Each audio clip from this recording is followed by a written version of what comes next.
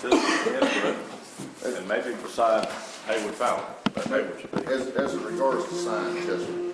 Huh? With regards to signs, we've had tons and tons and tons of citizen input. It's up to council if they want to hear anything else from the citizenry about it. Right.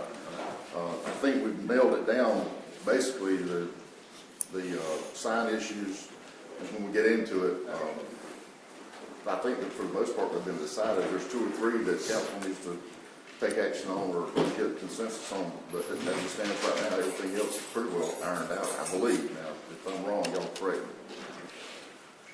It's your recommendation is not have any input. No, what you just said on the sign stuff. Yes, sir. Okay. But that's up to council. Y'all have to approve Sure, it. on the sign stuff. I'm for letting Hayward talk. I think we should allow I want to hear Hayward Hayward. to speak. And So if you need that in a motion. You're talking about retirement, I don't know. Yeah. But we have heard a lot on the signs from citizens. We've had Since several. when do you not want to break the rules? What you talking about? No, Yeah. no. If you need that in the form of a motion, I'll make a I do. motion that we don't have allow any except for him. Mr. Fowler to speak, within his allotted 5 minutes. That's our standard protocol. Yeah. So I'll make that motion. Okay, second. I've got Johnny, what we're voting on is to not have any citizen input other than Hayward Fowler. He's here to speak to us. So that's the motion on the floor. I've got a motion, a second, and I'm in the discussion. See if there's part of it. Okay. No further discussion. All in favor, please signify by raising your right hand, saying aye. Aye. Aye. Did you say? Aye. That's unanimous, Ms. Rowan. Okay.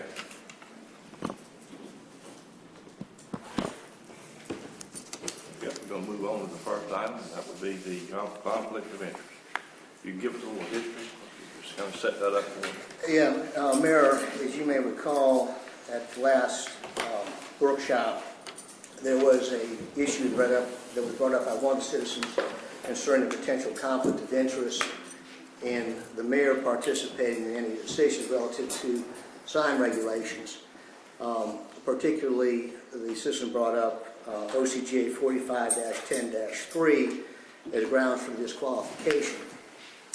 Based upon that concern, I was requested to determine whether or not there was a conflict of interest that would prohibit the mayor from participating in these decisions. I've done that, and what I did, as far as I reviewed the state statutes relative to conflict of interest, as well as case law that has interpreted those statutes, and then I went forward and I looked at the City of Tifton Code of Ordinances as it relates to conflict of interest, and so I'm going to address those conflicts, as far as the statutes, the case law, and then our code. I think the council has got a copy of my memorandum, so I'm not going to read it verbatim, but I'll try to hit the highlights. As an initial matter, I did look at OCGA 45-10-3. That particular statute applies only to members of boards, commissions, and authorities created by general statute. The City of Tifton, of course, was established by a special act, and therefore that particular code section does not apply to officials of the municipality, but only state employees. However, there is a state statute that does apply to municipal officials concerning conflict of interest, and that is OCGA section 36-30-6 that provides it is improper and illegal for a member of a municipal council to vote upon any question brought before the council in which he is personally interested. The courts have defined personal interest as a financial interest.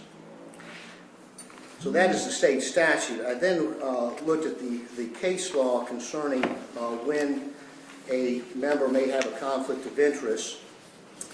And basically what the case law stands for is that when owners of rezoned property challenge rezoning in court, it will be set aside only if fraud or corruption is shown or the rezoning power is being manifestly abused to the oppression of the owners. Self-interested or conflicted participation in the zoning decision will support a challenge to invalidate a zoning decision. The type of conflict or self-interest that voids a zoning decision is financial. The conflict arises when a public officer in the discharge of his public function, act upon a measure relating to a specific transaction, and such transaction shall directly and immediately affect his pecuniary interests. A remote or speculative financial interest will not support a conflict of interest allegation. To constitute a disqualification, a financial interest in the outcome of a zoning decision must be one that is not shared by the public generally. Those are basically the tenets of the case law that I have researched, and I've gone on and in my memorandum have cited those cases as well as explained the facts of those cases and how they apply to our situation. Based upon the statutes and the case law, based upon the holdings in these cases, to constitute a conflict of interest, there must be a specific transaction, and such transaction must be directly and immediately affect the official's pecuniary interest. Further, if the change in the regulations of signage affects the general public as a whole, it does not disqualify the member from participating in the decision or vote. I distinguish the case of Vickers versus Coffee County from the facts of our case, that there is no specific transaction at issue, but a general change in sign regulations affecting the general public as a whole. Additionally, there does not appear to be a direct and immediate pecuniary interest to the mayor, resulting in a change to sign regulation in the historic district, and any financial interest that may inure to the benefit of the mayor and the general public would be remote and speculative. So based upon the statutes and the case law, I've determined that there is no conflict of interest for the mayor in participating in the determination of changes in regulation of the signage. I then went further and looked at the City Code of Ordinances. Of course, we have our own ordinances relating to conflict of interest, and the Section 2-135 of our code sets forth when a conflict of interest appears and when it does not. Subsection C of Section 2-135 states, where the interest of a city official in the subject matter of a vote or decision is remote or incidental, the city official may participate in the vote or decision and need not disclose that interest. A remote interest is defined in our code as follows. Remote interest means an interest of a person or entity, including a city official, which would be affected in the same way as the general public. For example, the interest of an official in the property tax rate, general city fees, city utility charges, or a comprehensive zoning ordinance or similar matters is deemed remote to the extent that the official will be affected in common with the general public. One of the cases that I cited earlier on was the Story versus City of Macon case. In that particular case, I think one of the commissioners owned property on a street that was going to be paved. There was an allegation of conflict of interest because he would gain financially because of the paving of the road. And this is very similar. The paving of the road was going to benefit the general public at large and not specifically to the council member, and therefore it was not a conflict of interest. So what I've determined is that as far as our Code of Ordinances, it's very consistent with state law, case law, in that if the interest is remote or speculative, there's no conflict. So as the remote interest is defined under the code, the mayor would not be disqualified from making a decision and being involved in decisions on the sign regulations. So both upon state law, state statutes, case law, and our Code of Ordinances, I've determined, and it's my opinion, that the mayor does not have a conflict of interest in participating in any decision related to either the amendments to the HPC manual or to the land development code. Did you actually see the video that you made reference to? Did you actually do that? I did. And that does not change the analysis. Okay. That sounds good. Okay.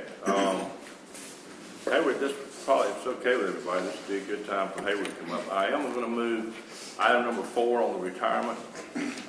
Once Hayward gets through speaking, I'm going to move that retirement into there, between the 1 and 2, before we go to sign regulations. So Hayward, if you want to get up. Larry, I believe you blocked 5 minutes. Is it okay right here, Mayor? Yes, sir, that'll be fine. I'm Harold Fowler. I live at 1018 North Park. It's often referred to as the historic district. I refuse to call it that. It's just my neighborhood. I love living there. I came in today because of the sign ordinance, and I'm gonna make this very brief, and I want to point out a couple things too. For more than 10 years, the neighborhood that I live in has been under attack by various city councils and by various groups. And it seems like that this neighborhood is continuously being attacked. And I came to say this to you because we feel it. The people that live there, we feel this and we talk about it. And there's quiet moments. I don't care if you call it historic, I don't care what you call it. It's where we live. And we don't like being under attack. We love our town. You can't build a commercial entity into that neighborhood that's going to thrive like it does out along the expressway. It's just not going to happen. But I tell you what you can do. You can make urban flight. And these folks that put their heart and souls into repairing these old dilapidated houses and making them look like something and making them become part of a tax base, you can run them out of town. And they'll leave them there. And then the druggies and the winos, and they'll be rented to less desirable people, if that's permitted here.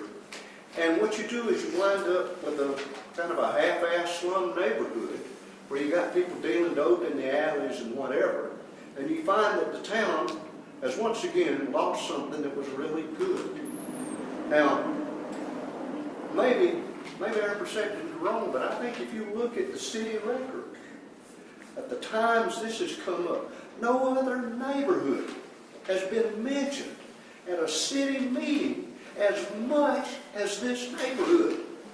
Look at the records. I'm not pulling this out of thin air. I mean, it is continuously getting kicked around. And Mayor, I love you dearly. You're my friend.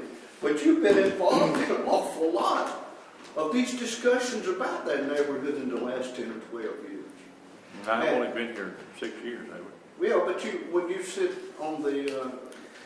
I wasn't sitting on anything for 6 years. Well, okay, but since you've been in office, and I stand 6 corrected. years, a little less than 6. I do, I stand corrected. But, and I know you don't dislike that neighborhood. I grew up in it. I know, and you've had property in it, haven't you? I have. But what I'm saying is this, and I won't cut it, and I don't want to blame anybody. I'm just saying, why is it continuously getting kicked around? I mean, is it because the folks just, I don't know, I've tried to go in. Now this sign thing, and I want to say this too, and this is about the sign thing.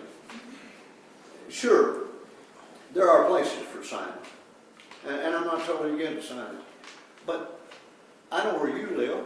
You don't have a sign next to your house. I think I went over and looked. You ain't got a sign within a half a mile of your house. I don't live in that commercial district. I know. And well, I live right next door to an office, and that don't bother me. But what I'm saying, I'm talking about the encroachment. You know what I'm saying? And I don't know where the rest of you live. It's immaterial. Protect us. Protect us rationally. Understand the value of what we're trying to do. We're not crazy. We just love them old houses, tall ceilings, those big porches. Okay. That's all I'm asking you to do. Just protect us and treat us like you would your neighborhood. And let's just drop the historical thing. Mine was built in 1904. Nobody was shot there. Nothing was signed there. But I love it. And any of you want to come and sit on my back porch and enjoy my old house, you'll know what I'll be talking about like this. Appreciate everything y'all do. Y'all have a rough job. But I want to tell you, think about the people that live there. Don't always just think about making money. We pay a lot of taxes. And don't always think about how commercial it's got to be. And I know you want the town to do good. Think about us a little bit. And thank you all for serving. That's all I have. Thank you, neighbor. And that'll end the citizen input. And some of that was directed at me. in a nice way, I'll respond. I'm not trying to hurt anything in the historical district. As I said, I grew up in that historical district. Barefoot boy, I was all over that neighborhood before it was a historical district. But you know, I've been up in Madison a lot lately. Madison, Milledgeville, stuff like that. I'll be doggone if I didn't go through Madison the other day. They had flashing, scrolling, blinking, all kind of lights on it. And that's a historical town if I've ever seen one. A downtown that is. They have a thriving downtown. They have reference downtown. It is a good, you know, you talk about the houses. You try not to get the taxes up so high. You try to be able to maintain them. That takes money. A lot of money comes from your commercial districts that are downtown. And the commercial districts that are around. This, to me, I'm just talking about me because you said something.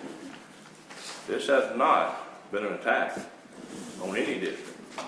It is simply, I want to see the funds. You know, you may have missed the meeting the other night. Our finances are starting to come back, Hayward.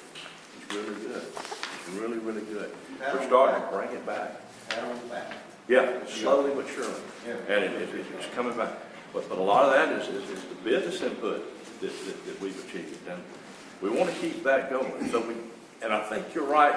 Let's get a happy medium. Let's don't attack anything or any particular district. And I certainly don't feel like I have. I really don't. And this sign issue that we're going to discuss today is just what it is. I guess the only thing I'm a little different about is I think the sign issue ought to be distributed equally between the same type of businesses, one inside and one outside. I think you should not have to go through so many hoops. I think you should go to one land development code. Bert checks it all, and that makes it fair. I'm just looking for fairness and equality, not trying to hurt anybody. Yeah. May I interject? Your name comes up an awful lot, and they don't say it to you. And my conversation with you generally has been that you are not attacking that neighborhood. No. But maybe you have a little bit of PR work that you may need to do with the neighborhood, okay? And that's all I got to say. You don't need to do PR work with me, That's right. okay? And thank you. That's it. And I appreciate it. You're welcome. Okay, well now we can go ahead and get the week started. We've got we need to talk about retirement. We're going to slip that in there. Larry, who's that coming up? Carl? Yes, I'd like for Carl.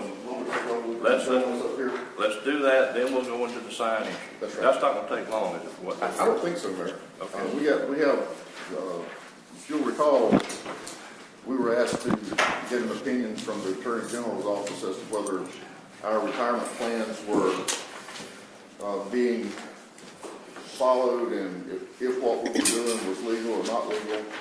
And I'll turn this over to Rob here in just a second. And we've done that. And then the other part of that was that Chris asked for, show me a 15-year plan on what it would cost to do each plan. And did we bring those with us? Just to project it out, give us a big picture of That's view of right. where we're going, That's correct. how we're going to get there. Yes, please. I'm sorry. Y'all seen this before, I believe. I'm not sure because we've done this so many times now. But in a nutshell, and Carl's going to make copies for you. You know, we had 4 alternatives when Chuck came back to us the first time. Alternatives 1 through 4. You asked us to go back and see if we could do something different because when we unfroze the plan in July of last year, when we adopted the budget, we unfroze the defined contribution plan. That was the only one that was unfrozen. So we went back and this year in the budget, we actually budgeted enough money this year for alternative 2. And I can't remember what formula that was off the top of my head. But anyway, that alternative 2 cost us, we had to throw another $700,000 into retirement contribution for the entire city. And then the other 2 alternatives that are coming up are alternatives 3, which would be a hybrid of the defined benefit plan and the defined contribution plan. And then alternative 4 was putting everything back the way it was prior to July of 2008. Is this confusing enough yet? Okay. Yeah, we got it. Okay, so we're going to talk Nothing about new. a couple of things today, but right now I'm just going to give you a ballpark number. It's a pretty accurate ballpark number. This is what came back from Chuck Carr. Alternative one, we had to put no additional funds into, that was the $1.9 That's right. million, okay? Alternative two, we had to kick in an additional $700,000, that brought us up to almost $2.7 million. Alternative three was, which was the hybrid of plan of defined benefit and defined contribution, puts you at $3.04 million that the city has to contribute. And if you go all the way to alternative four, which is putting everything back the way it was, $3.4 million On number three? on number four. What was number four? Three was 3.04. So if you want to go to alternative three, we're gonna have to come up with another $300,000 in addition to what we budgeted this year. If you want to go to alternative four for the next year, you're gonna have to come up with another $700,000 to go back the way it was. Now, having said that, we had two other issues that we had to address. We had people that were retirees that were getting an automatic COLA of 3% every year. And we had another group of people that were receiving that same COLA, but they really weren't entitled to it. So, having set that up, Rob, I'm going to turn it over to you and let you explain what I'm talking about. I might try to use that whiteboard in a minute, but about a year ago, the issue of the 3% COLA came up, and we were trying to determine whether or not to grant a 3% COLA, which was discretionary under the 2008 plan. Things were brought to my attention a year ago as to some of the things that had happened in the retirement plan, which needed to be addressed from a legal standpoint. What we did is we prepared our opinion and submitted to the Attorney General's office as far as how we thought these various issues should play out. I might also say that I've talked to two other lawyers in Atlanta who specialize in this field, and they're all in agreement with our analysis. Unfortunately, we were hoping to get an opinion from the Attorney General that what our opinion was correct. Our response from the Attorney General's office was that we don't give opinions to municipalities, only state governments and state agencies, and they threw a couple of citations in there that I may look at, which I did, and were consistent with what I had found out. I think it might be easier if I can just draw a little bit up there on that whiteboard.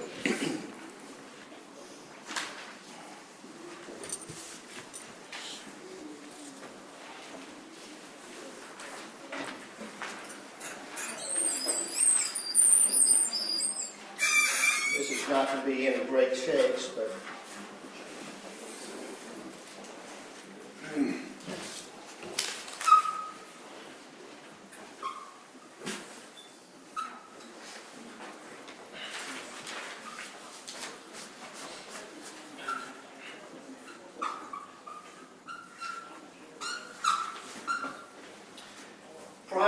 we had a plan in place prior to 1997, which did not provide for a 3% COLA. In 1997, the plan was amended to provide for an automatic 3% COLA each year. So we had some employees back prior to the 1997 amendment. And the 1997 amendment said that this 3% COLA would be applicable to people back to 1994. So one of the issues that we had was whether or not we could legally grant a 3% COLA to people who've already retired and already performed services and under their employment agreement. The issue is whether or not this would be a gratuity that would violate the gratuity clause of the Constitution. What we have determined is that the 97 amendment could retroactively affect these people, so we think we're okay here, although there may be an issue as to whether or not these people can get that COLA based upon this amendment. But we think we're all right there. As we go forward from 1997, where it's an automatic COLA, what happened is that throughout the years, there has been people who were not eligible for the 3% COLA because they did not qualify as far as the type of retirement.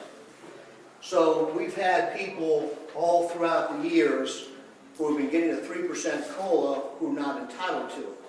So theoretically, what should have happened if somebody retired in 1997 and was not a qualified employee for that 3% COLA, they have been getting that 3% COLA all throughout these years, increasing their amount of benefits each year.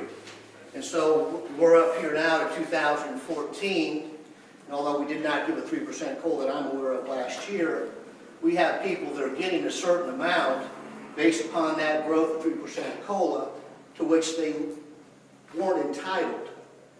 So we got folks that are now relying on this money in 2013, 2014, but they may have only been entitled to the same amount all through these years. That certainly violated our retirement plan. We shouldn't have done that. I don't think that we can do that going forward. I don't think we continue to give people a 3% COLA who are not entitled to it under the plan. Again, that would be a gratuity. And of course, so the question is, we got these folks up here in 2013 and 2014 receiving X number of dollars, to which now they probably rely on. Can we allow them to continue to get this money, the same fixed amount, going forward? Or do we have to send them back to what they were originally and recover the money that they got that they shouldn't have got? Again, we've talked with, and this is an IRS issue as well, as to whether or not we were in compliance with our plan. We believe that we can request the IRS to allow us to continue this amount going forward and not require those employees who are not entitled to 3% COLA to pay the money back. All this is going to require us to go to the IRS and request forgiveness, basically, for lack of a better word, and ask them that we'd like to, this is how we want to deal with these issues going forward. So you had that group of folks that were getting a 3% COLA that were not entitled to it. You're going to have people from 1997 until we amended the plan in 2008. Remember, from 1997 to 2008, the COLA was automatic. You got it. In 2008, the plan was amended to make that 3% or whatever percentage discretionary on council, which you would vote on year to year. So you're going to have some people who retired prior to 2008. And in their 1997 plan, it said they got the 3% COLA. Well, when you changed it in 2008, the question is, does that affect these folks' 3% COLA that have already retired? We believe that since they worked under this plan, and it was their contract of employment, that part of their contract of employment, they were going to get the 3% COLA. You cannot discontinue that 3% COLA. They'd be entitled to that, because if you didn't do that, there'd be an impairment of contract.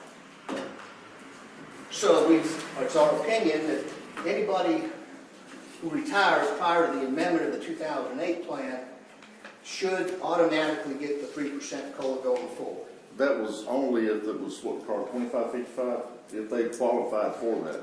Right, if they were qualified to get the COLA. Right. Which is only 65. Right. He retired at 65. Okay.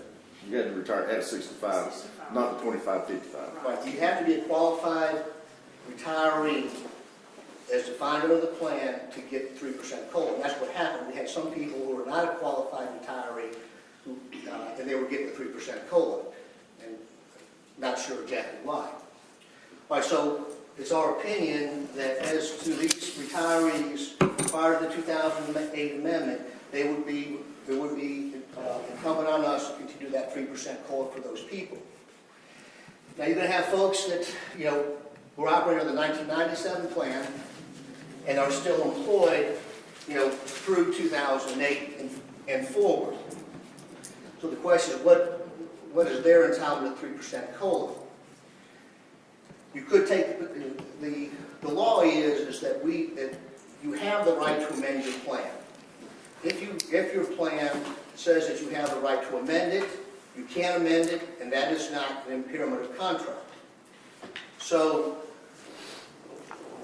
you could take the position that because people who came on board in 2008 and they understood the plan could be amended, and you amended the plan, they would only be entitled to a 3% COLA if City Council voted on it. I think the better and safest avenue is that for those benefits that would accrue to that employee up to 2008, you could say that they were vested for that 3% COLA up to the point of amendment. And then going forward, they would be entitled to that 3% COLA only if voted on by council. So you're giving them their vested interest prior to the amendment, and then the discretionary going forward.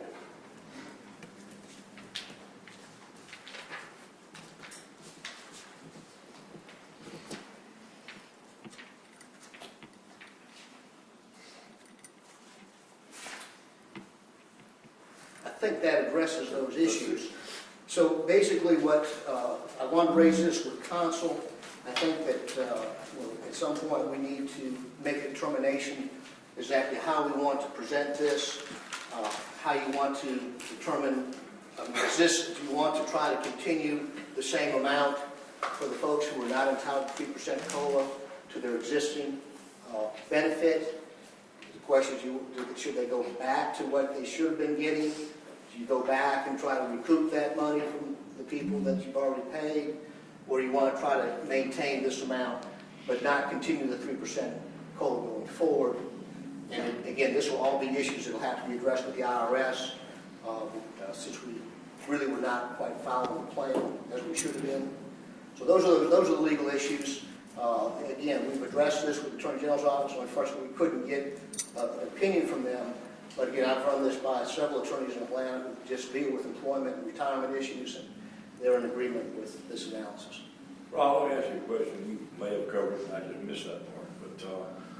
But the people that are already employed, are already in the retirement system, they just haven't retired yet. They go back to the being in the 97 thing. How will that affect them? Is that the same situation? Basically, what I think, Mayor, is that as far as the 3% COLA, those people that were employed under the 97 plan, that up to the amendment, that those benefits that they got up to the amendment, they would be entitled to the 3% COLA on that amount. Even though they haven't retired yet? Correct. And then going forward, because you have the right in the plan to amend the plan, then you can make it discretionary as to the benefits they accrue going forward. And the AG's office has approved you can do that? The AG's office would not give us an opinion. That's right. They said we can't give an opinion. That's why, again, I have run this by 2 employment, retirement attorneys in Atlanta, and they're all in agreement. This analysis is where we are. There's issues out there, particularly about the gratuities clause. When we go back and pay somebody that was not entitled to receive the money, that is a gratuity. But I think that there's a means by which, if you decide that you want to keep these folks at that level, that I think there's a legal way that can be done. Okay. Thank you, Rob. Good. Rob, may I ask you a question while you're sitting down? Sure. You talked about we basically go to the IRS and ask for forgiveness. Is there any possibility that there would be penalties or any kind of issues relating with to the IRS? I asked that, and the attorney in Atlanta that would do that, Patty Kessler, who's been dealing with these issues for a number of years on behalf of the city, does not think so. Okay. But I would not be surprised if there was. But what were you gonna We say? have to pay a fee to just have the IRS to look at this. And do you remember that number? It was like $5,000. Where's it? Oh my God. Just to have them review this? Yes. And what we will be submitting to them is what they call a corrective plan. Okay. So what we would do is say, okay, this is where we are, and this is what has happened, and this is how we want to correct it, and get the IRS's blessing to go ahead and do that. I think that if I have a concern, it's the maintaining the 3% COLA for folks that were not entitled to it initially. At the current level. At the Right. current level. Okay, thank you, Rob, good job, Larry, good job. Any further questions? That's the next step. Next step is to get some input from council. If what Rob has presented, if that's okay with council, then we'll go ahead and prepare the documentation to send to, and have it reviewed. I'm sure you want to run that by Patty again, because she will be actually the agent that will deal with IRS. We just need a consensus today then from council. We need to know what y'all want us to do, how you want us to proceed. And we need that just, not just on the COLA situation, but on All what of we're the going to do up here with the alternatives 2, 3, and 4. Yes, sir. Well, okay. How does anybody feel? I don't think we should go back to those retirees who received money inappropriately because we gave it to them and request that that come back.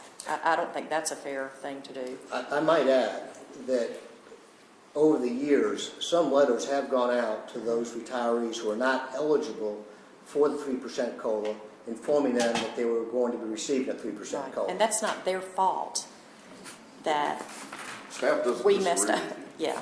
So I don't, my opinion would be that we leave that alone, but I don't think we need to pay anything going forward. Don't now that we know- retro on it. Right. Don't right. retroactive, but let them know going forward that, hey, Exactly. listen, that's, That's what they're getting paid. it was our era. But we're not talking about that much money, are we? In some cases, it could be a substantial, I won't say substantial, a fair amount. You're talking 3% over, 14, Okay. 17 years. So 3% times 17. $1,000. Well, personally, I agree with what you said. It could be a lot of money. Could be. Well, I feel Is the like- IRS are they gonna say anything about that? Are they gonna look at all that stuff? The IRS is going to look at the issues as it relates to following the plan. The gratuities issue is a state issue. Okay. Then we don't know But what you the said state- we would have a fair case to say it was not a gratuities issue. The way that that may play out is that, of course, any citizen could challenge that, giving those employees that money.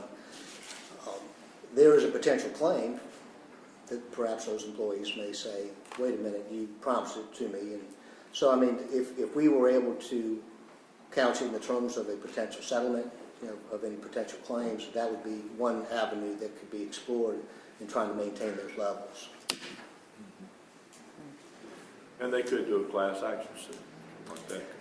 They could. She's saying it's just best to leave it alone. Up to this point. Yeah, I mean, Yeah, up to this that's what I'm point. saying, up to that. Yeah. And just don't, this is, the way, okay, we paid you our fault, we're not gonna pay you anymore our fault, We ain't gonna just, we admit that we were wrong. Well, now that we know we were wrong. Now that we know, but we're not gonna Yeah. keep giving you this money. Okay, but we, and not request any repayment back. No repayment, you broke even. That's You right. snatched the head and ran, so you good. But as I understand it, maintain at the current level. Right. Current level, keep constant. There you go. And then you want us to kind of decide on the alternative 1, 2, 3, or 4. Yes, sir, and that's just a purely financial issue. I want to hear the financial issue. Let's go. Well, I'll go back. Now, you were talking about unqualified or non-entitled retirees are 25 years service, retired at 55. Is that what 25, 55 means? Or anyone that retired prior to age 65. Prior to age 65. Okay.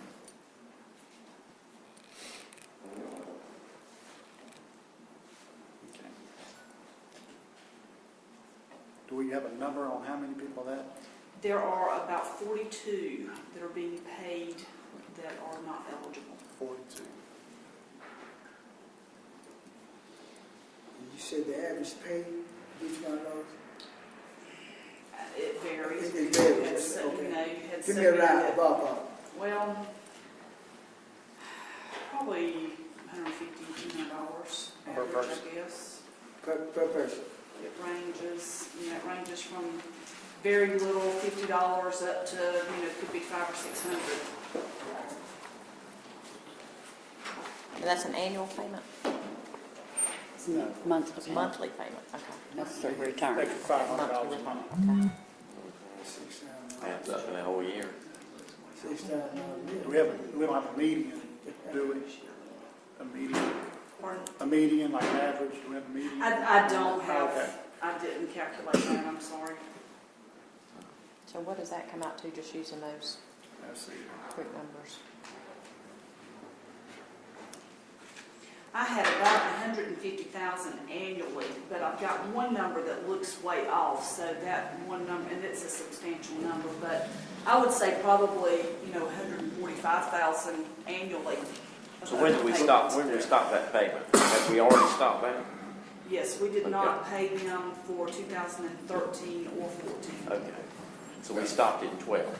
12 was the last year they got it. Yes. That's those extra monies. 38,000. But we do have that group of people that's in that plan that are entitled to that 3% that we have to.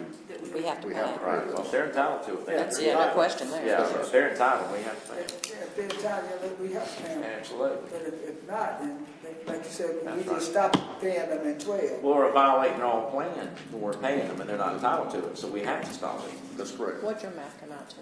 Your, 139, 138 and some change, I mean, close enough, 140.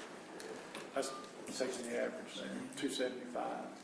But 42 employees getting $275, it's $11,500 a month, a little bit less, a little bit more. Substantial, especially when we're in the crisis that we are with our budgeting issues.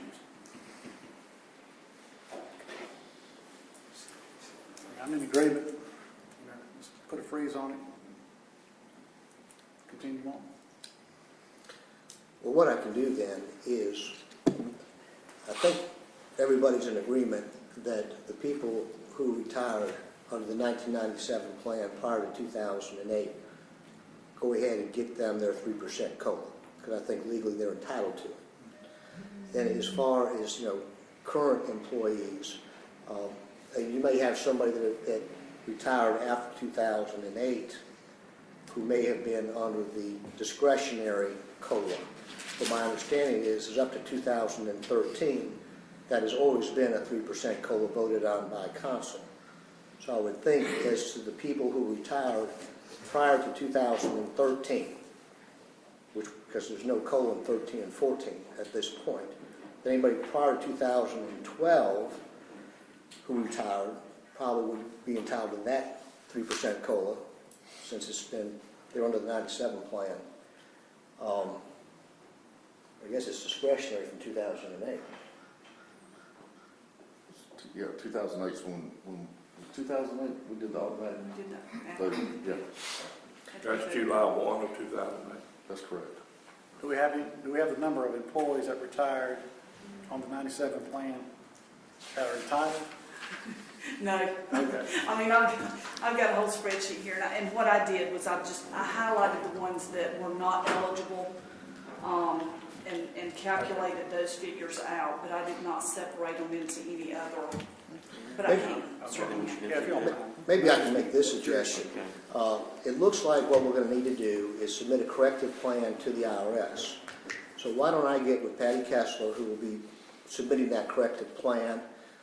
We'll lay out all those issues with the corrective plan, and then we can come, I can come back to council and say, this is what we plan on, taking to the IRS, and these are the, how we determine these issues, can be resolved, and maybe, whereas it seems like you may be interested in the financial aspects of it, maybe at that time we can say, okay, if you do this, this is what it'll cost you, do this, this will cost you, and then you can see exactly, what the ramifications would be, for you on your decision. yeah, to have those numbers and specific That's, would be good, we specific. never have, I don't think.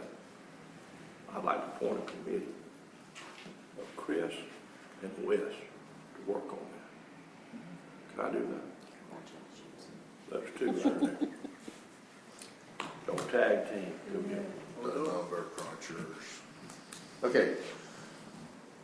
Regardless of It'd be nice to have Carl, if you could get all that data together, of all the specifics and the numbers, because you've got that, that's what you do. So if you can have all that ready. Okay. And those I'm sorry, those after 2008 are ones that are discretionarily voted upon for 3% COLAs, right? Okay, two things. Can the committee crunch the numbers before the February 3rd council meeting? Sure they can. We'll try our best. Midnight oil. Hey, we have the work done already. It was just I'm sure we another can day meet ago. for a late night cup of coffee. Okay, That's right. and if, it's okay if I come to the committee meeting? No, it's not. Well, you can't if you want to. Thank you. It's up to those two. All right, I know. It's their. Oh, Larry, we need you there. We're meeting at 10:30 at night. You bring the drinks. The other thing is that we will, in lieu of all this that we've discussed here today, we will move forward with paying the people that are entitled to the 3% COLA for calendar year 13 and 14. I believe that's a general consensus. There we Yeah, go. I'm fine with that. Carl? When y'all make your presentation back, can you? Oh, here it comes. I I'm know. sorry. Here it comes. I just want to see how it fits in with the budget we've approved. Yes. And obviously, we're going to have to do some amending, so, Yes. okay. We'll lay all that out. Perfect. We've already The money's budgeted, the money's in the budget for the 3% Okay, I COLA. just want to see how, okay. The money's in the budget for the 3% COLA for the folks that are entitled to it. We budgeted that money, so that's not an issue. Okay, good. Okay, good, Okay? good. All right. So we got a plan? Yes, sir. Okay, and once the committee finishes their work and determine exactly what it's gonna cost us for alternative 2, 3, and 4, I think that's kind of where y'all are going with that. Before you make a recommendation on alternative 3 or alternative 4, you wanna have a report from the committee. Is that correct, Mayor? Yes, sir. Okay. We're there. All on the same sheet, good deal. And you're saying that's where our goal is February 3rd? For the amount of money that's gonna cost us, Lois won't be finished with her work until mid-February on whether or not we actually have those funds that are recurring funds to activate 3 or 4. Because we can't activate it. If it's not sustainable financially, Right. it would be foolish to do it. So we're gonna have a plan. That sounds good. Everybody okay with that? Good deal. Okay. Okay, y'all, go ahead. Thank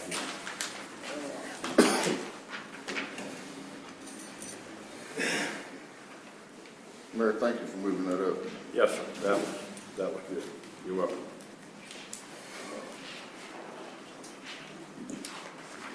Did we lose Mr. Parrott? He was, Okay. Let's give him a second to get back.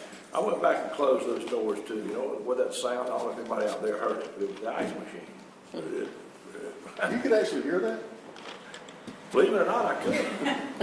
Isn't that strange? Selective hearing works. It's that low tone. I guess that's what You it can't is. hear It's high a pitch. different frequency. I went back and closed those doors so that the kitchen ends right there. So, okay.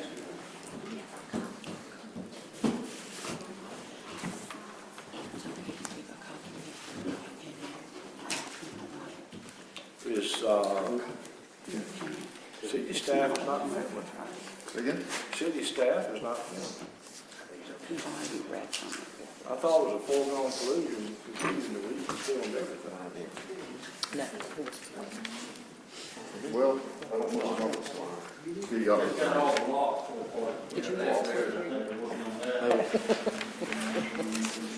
They need to be here on everything. They were supposed to be here. Stephen mentioned it to me this morning.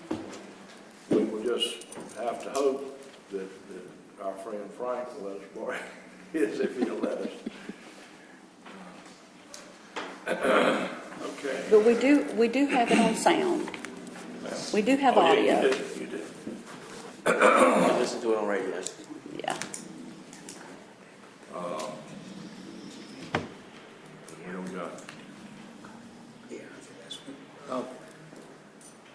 okay with the council, I think the media may have wanted a copy of my legal memorandum regarding conflict of interest. Yeah. Certainly the privilege belongs to the council, so if y'all waive that privilege, then of course she can have a copy of it without a problem. Do we have to vote or just get a consensus? I think just consensus. would I'm be- fine with it. That's fine with me. I think they should. Yeah, it's open. All right, we're ready to start talking about Bert. I don't know if you can leave, we're fixing to talk about signs. There he goes. There he goes. Don't go out that door. Let me say in the onset of the signs that I can't make a motion, but I just want to stab again at this thing about the separation of the HPC, the owners having to go, owners, tenants, whatever, business people having to go through the HPC. And the reason I say this, that's why I wanted Bert in here. I hear Bert say it, I hear Larry say it, I hear code enforcement say it all the time. When they talk to the citizens, they say, this is not us. We're just following the ordinances that the council presents. If you got a problem with how the council presents, you need to go to the council, not us. That's fine. That gets them off the hook. And I have no problem with that. It's true. That's why I say we need to vote to give everybody inside and outside a fair shake at business. Nothing against the HPC at all. But why should one business have to go for the HPC and another business outside doesn't have to? We can do that inside the land development code. It'll still be under Bert. And it didn't get anywhere last time. It may not get anywhere this time. It's the last time I want to mention it. But I did want to start with that because I can't make a motion. So having said that, Larry, you want to get us started off with? Yes, sir. I'd be happy to. The last meeting we had on these signs, Rob went down the entire list, every item on there, line item by line item, and for the most part, there was general consensus amongst council. There really wasn't that much difference of opinion on most of the issues. Having said that, I want to say this again. You appointed a committee. That committee morphed into several other committees, and what it boiled down to was you had the HPC, the historic committee, if you will, and you had the business community, and you appointed this thing, committee, Mayor, and we had these meetings, and the summary that Bert passed out last time, I think the most divisive topic in there was the electronic graphic display signs, or the disparity of opinion, if you will, amongst council. But in the summary and the compromise between all those committees and all those meetings we had was that EGD signs, or electronic graphic display signs, would be permitted in the commercialized area, and I think that's the last page on there summarized. However, the only way they could put a sign up is it would have to go to the Historic Preservation Commission, and on a case-by-case basis, they would evaluate whether the appropriateness of each sign that someone wanted to put in. I just want to bring that to your attention because that was a compromise between those two. That's right. They did agree with it, the signs. And of course, them saying that about HPC, you could establish the same thing with the land development code. I think you're going to find that, Mayor, if you look at it, and I talked to Herb Pilcher about this on several occasions, he is a true believer, if you will, about HPC, and I respect him for that. But he said to me, Larry, we just want to know what rules and guidelines we have to go by, and we'll follow those guidelines. And he goes right by the letter. I've been to his meetings, and he's one of the ones I'm talking about. So he said it 100 times. He said, if you want to change, go to the council and do it. And we have an opportunity to change it here. Well, it's kind of like staff, you know. Huh? You tell us what guidelines you want us to enforce or what codes you want us to enforce. That's the code of ordinances or the land development code, or regardless of what ordinance it is. We as a staff are required to enforce that as it's written. And if it's not to That's right. council's liking, then it's, council certainly has the authority to change the ordinances however you want them changed. Now, that's my introduction. Rob, you want to take over while I left off? Sure. What I did after the last meeting we had, And as Larry pointed out, we went kind of line item by line item to see what council's opinion was as to various issues.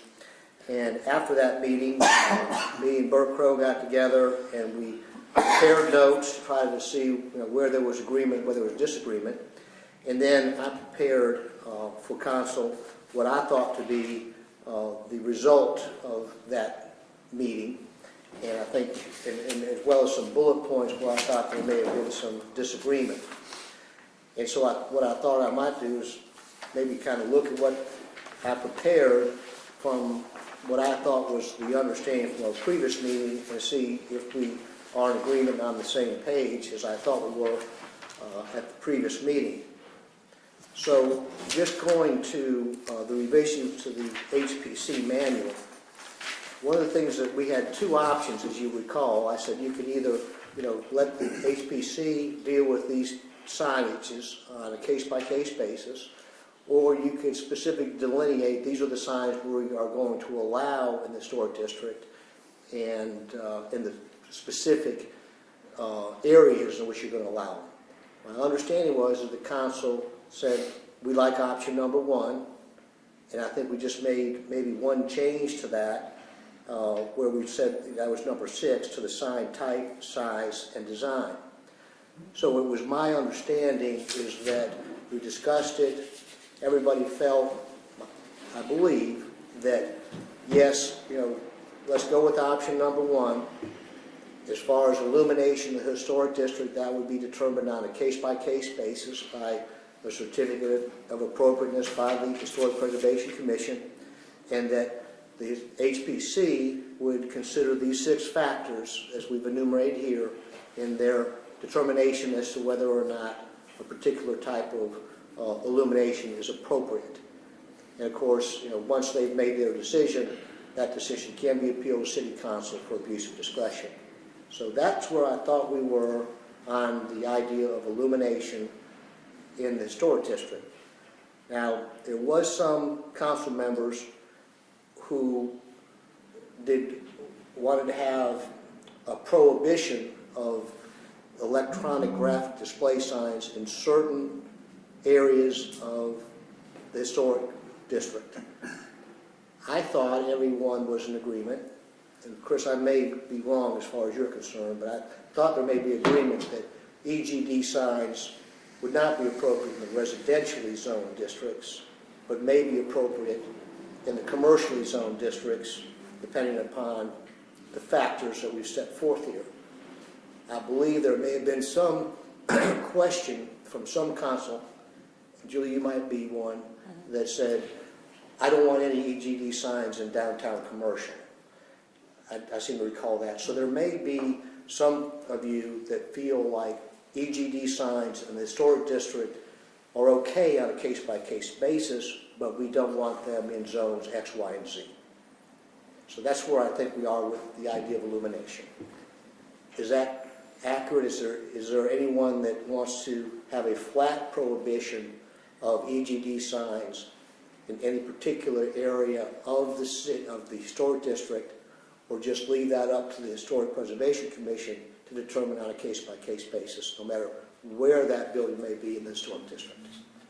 I continue to get calls from constituents of District 4 who have said, I don't want, we've put so much energy and effort into the central business district, and if we're just going to make it look like the rest of the town, I-75, Highway 82, out that way, then we've kind of shot ourselves in the foot. And the thing that makes our central business district or downtown or commercial downtown, however you want to call it, unique is its aesthetics, its appeal, its flavor, its flair, and what it is. And I got a call this morning from someone who said, I want to reiterate to you, I know y'all are talking about it today, we do not, and these are business people. They don't want to come forward because they're afraid they're going to show up in the rant and rave, or they're going to have some impact on their business, or someone's going to, there's going to be some negative impact on them. But they've called me saying, I'm counting on you as my representative of this area. Either I'm a resident that lives here or I'm a business within your district. I don't want this, and so I have to stand firm. I have not had not one single constituent call me and say, please support the EGD signs. I have not had one. Not one. So I'm going to have to continue to stand firm on that. That's what they are asking me to do. So I cannot support the EGD signs, period, because that's what my constituents are requesting of me. And I can respect that. However, as mayor, I've got something to do with all the districts. And I've gotten many calls, opposite of what Julie's got.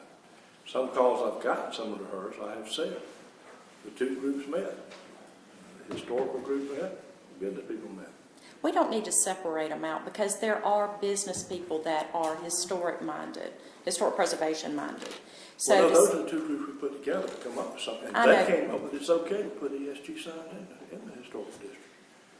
So I have no problem with it, based on the group that we appointed to do that. I know, but You helped appoint that group. I understand, but Now I'm they saying come out with to this, and separate. you don't listen to it.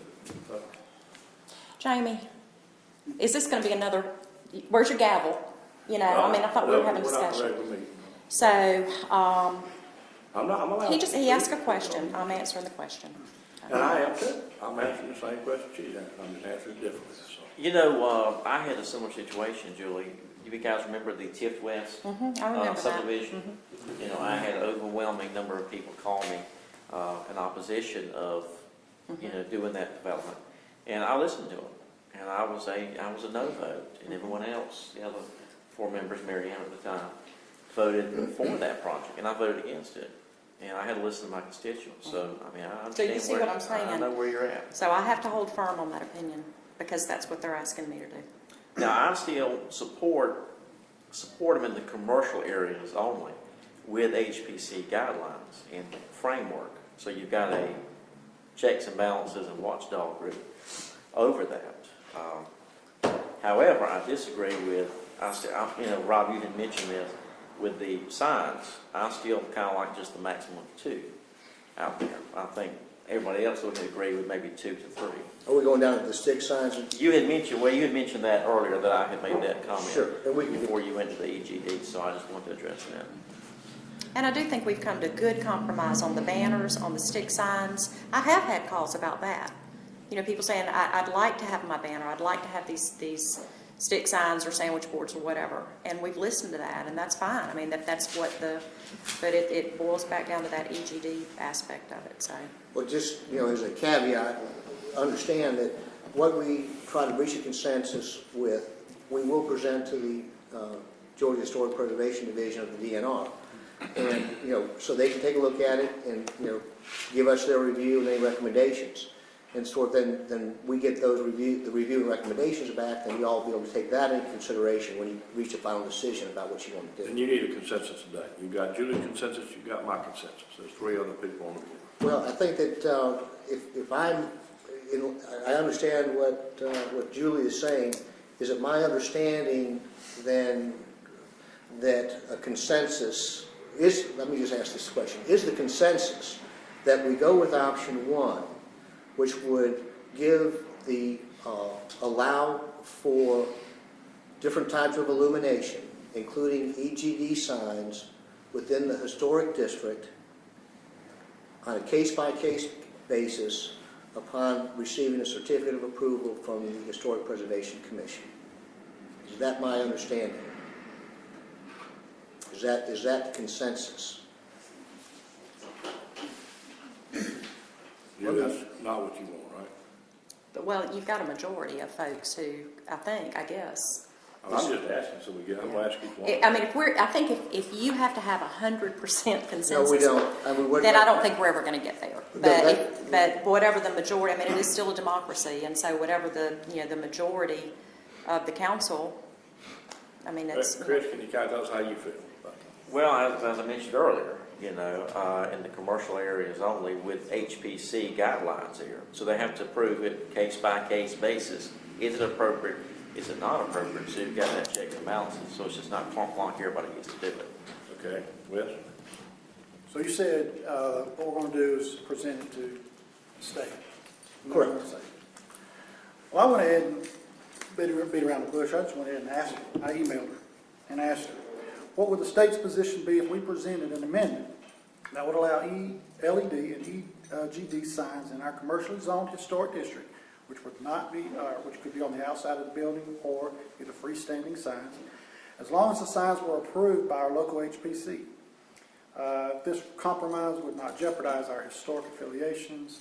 That's my main concern. Those tax credits and grants that are out there for our local developers to renovate our local historic buildings. And I may reevaluate my position. And then my second question was to her, if by some chance our council were to pass this amendment after the state's recommendation was not to make such an amendment, what would the consequences be? And her reply to me was that our opinion at the or HPD, is unchanged relating to the lighting sign changes in the local districts. We would highly recommend not amending the design guidelines. When I review the impending changes to the design guidelines, as will my colleague Bill Hoover, we will not approve those changes. Additionally, we would not recommend us, because of course, our NPS are decertified of being a local, certified local government. They would not recommend that we be decertified. So, to me, they're saying they're not going to pass what we all agreed upon, or some of us have agreed upon. Another things I looked at is tax, different type of tax incentives that our historic developers have been able to obtain, which is a federal rehabilitation investment tax credit, which is only available for our income-producing properties, which is something that, obviously if you're going to develop a commercial building downtown, you're going to want it to be profitable for yourself. So we're going to lose that, obviously, if something were to happen, if they were to take those certifications away. State preferential property tax assessment for rehabilitated property, historic property, which freezes the county property tax assessment for over 8 years. State income tax credit for rehabilitated historic property. State income tax credit of 25% of rehabilitation expenses. We lose that, along with grants, which those are be our national grants. So. Any issue that would affect those tax incentives or grants, I would not be in favor of. We've gotten Miss Lee Burns, who basically said that they would not be approved. And Rob was CC'd on that. And that the grants would not be approved? Or that recommendation would not be approved? A recommendation. They are simply a recommendation. They can't make us do anything. Well, they know, that's right. She did mention that we could do whatever we want to. That was just a recommendation on our behalf, but we could do whatever we want to. But it could compromise those tax incentives. So are you saying you would not be? I would not be in favor of changing or amending the HPC manual that would. Okay, so he agrees with you. You don't agree with them. I don't agree with them. You're next. I disagree with option one. You agree or disagree? I didn't hear what you said. Just about the Yeah. EGD signs in the. That's all it is. No, they can't just let you say, they just can't tell us what to do about it. They're not telling us what to do. They're telling us. They can recommend. They're going to recommend. I recommend it. Yeah, they're going to recommend that we keep, obviously, things the same. But then again, it could affect. It could put in jeopardy. I mean, it could. They're not saying that it will or that it's mandatory. They're saying that it will. They could. Rob, you understand my position of it.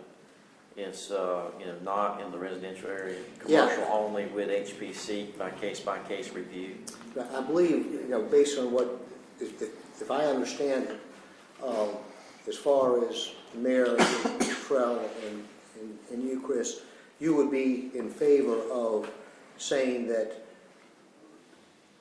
EGD signs will not be permitted in residentially zoned districts. Does that include residential professional as well, or just residential? I mean, That's when we say residentially zoned districts, I'm including residential Anything professional. that has an R and any other combination of letters? Correct. Okay. Yeah. But we do agree with it in the downtown commercial, and the community commercial. Right, so I think All what, commercial. What I'm gonna take away from this is I understand that, you know, Wes and Julie are not in agreement, but that we have a consensus of 3 council members that will take, you know, we'll do option number 1, and it will be up to the HPC to determine whether or not an EGD sign will be permitted in any of the areas of the historic district, except for residential, which will be prohibited, residential zone districts. Right. I'll put that on paper. Again, you know, this will just be something that will be presented, and as you commented, Wes, take it on up there, let them take a look at it, let's get the recommendations back, and then you can take You know, if they those. say, hey, you know, if they come back and they say, no, we don't have an issue with that, then, you know, I have to reevaluate my position, but from her email, it pretty much states what their recommendation will be. The only thing that I would think is that perhaps since you're giving the HBC, you know, the authority to grant the COA, then that might be, you know, That's right. a buffer to a total prohibition. That's your And I checks and didn't, balances. you know, I did not lay out everything that we And can did you know. spell that out for her? No, I mean, I just kind of gave her the Yeah. overall topic. So, I mean, she's going to be able to review Right. all the different things that the historic district, but still. It'd probably be good to get the official thing from you, Rob, to her, and she can review the whole So ball this is of what we wax. intend, and then, you know, she'll exactly know what type of changes we intend on making, and pretty much close to the language as it would be in the revised ordinance, and then let them give us their. Would you anticipate us voting on this February the 3rd? I don't think, but didn't she say 45 days to review it? No, She she said said she would she'd get get it back fast as track. quick as she would 15 walk it days. through, is what she said on that conference. What I would like to do is, once we've had this meeting today, then I will go ahead and prepare what I propose to send to Ms. Burns as a draft, and then we can take a look at the workshop. And if everybody gives me the agreement, this is what we have agreed on, then I'll go ahead and send it on up. I know, I think you need to send it now. We have waited and waited and waited and waited. This thing, I'm telling you what, I'm glad nobody was on oxygen or anything. We have beat this thing to death. It's time to go ahead and get it done. Well, if you don't mind, Mayor, what I will do then, Please. I just want to make sure that what I'm putting on paper is what we've talked about here today. I'll get it done, and just let me shoot you an email, and, Yeah. and just say, yes, Rob, this is my understanding of the results of our meeting. Thank you. So no to the February 3rd potential vote. That's right. I mean, what I would anticipate, Julie, is once you give me the high sign, that what I have on paper is what you recall, the result of our meeting today. I'll get that letter out to Ms. Burns, and then we'll So wait right until. away, you're gonna do that. Pardon? So we can't vote on the thing officially until Ms. Burns gets back with us. That's correct. And as I But you said, need to get it on out there, please. I will. I'm trying to. All right. Yeah, I think Yeah, that's well, 15 yeah, days, if I'm got not that. mistaken. Yes, to the very Go ahead. That's February the 3rd. I will do that I ASAP. don't want to miss that vote. That's what I'm trying to figure out. So All right, everybody okay? No. I'll skip it if I need to be. No, we have But one if we're other not issue. voting on this, then I'll go. We Got were, a sign issue? Okay, before we, may I say something? I was just chit-chatting with Rona. We're having a mini conference over here. The reason I keep asking about February the 3rd is I am scheduled to be, the Georgia Real Estate Commission requires continuing education for me as a realtor, and that continuing education starts February the 3rd in Atlanta. I do not want to miss the council meeting if that's, in other words, I'll forego that. I don't want to do the call-in, so I'm trying to make my travel plans for that continuing ed meeting. If we're not going to vote on it that night, then I don't mind doing a call-in or something, but if we are, I want to be here. So that's why I keep asking about the Let's be 3rd. sure we give her the right Yeah. advice. So, Mayor, I know that everybody's anxious to get this resolved. Yeah. But what I had contemplated is that once we get this back from Ms. Burns, that we will get back together, and we would have to workshop it one more time so we can. We're talking about March before we can make it. Well, that's the but right thing see, to but do. Mayor, one of the things that, but you have to How understand, long have we been messing with this? but Mayor, the other thing that we're gonna have Almost a to, year now. the other thing we're gonna have to do, this is gonna have to go to planning and zoning as well. That's Oh, right. that's true. It does. Before we vote on it? Yes, sir. Yes.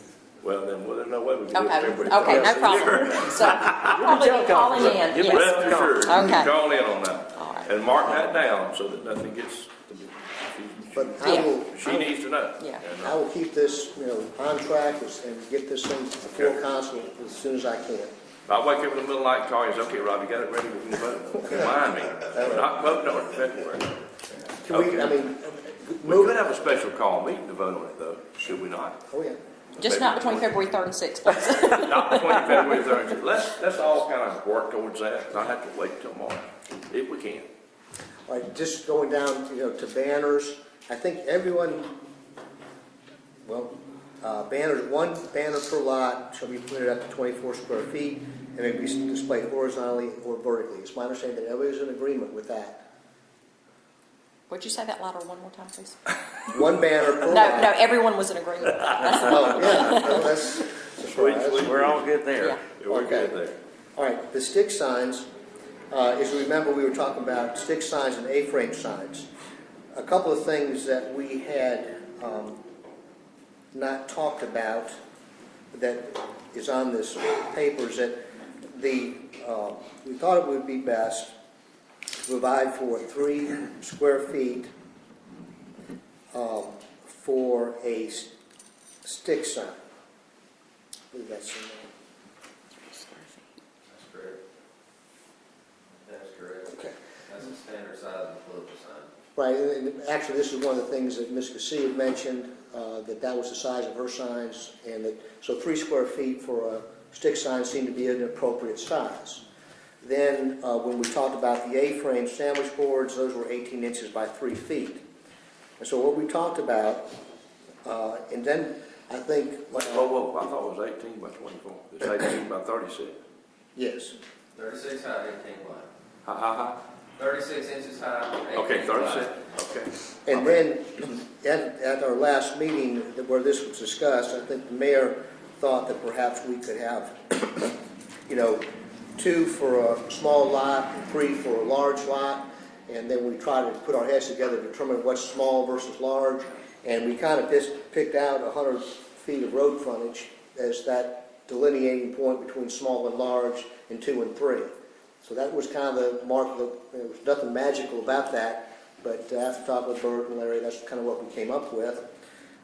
So again, you could have a total of 2 stick signs or A-frame sandwich board signs are permitted on lots containing less than 100 feet of road frontage, and a total of 3 stick signs or A-frame sandwich board signs are permitted on lots containing more than 100 feet of road frontage. So that's how I think we got pretty close to an agreement. One thing I think that's interesting, I think that we were encouraged to use A-frame signs versus stick signs, and if people chose to use A-frame signs, they actually get more square footage of advertising. So that, in a way, gives the incentive for the A-frames. So is Everybody everybody agree with that? everybody okay with that? Okay. All right. Sound like that's a consensus. All right, the next thing that we talked about was, again, so that's the issues that I see for the historic district. So we've dealt with the illumination, we've dealt with the EGD signs, we've dealt with stick signs, and we've dealt with banners. Okay. All right, the next issue has to do with these electronic graphic display signs. And again, as I mentioned before, this is kind of a new area since it's new technology.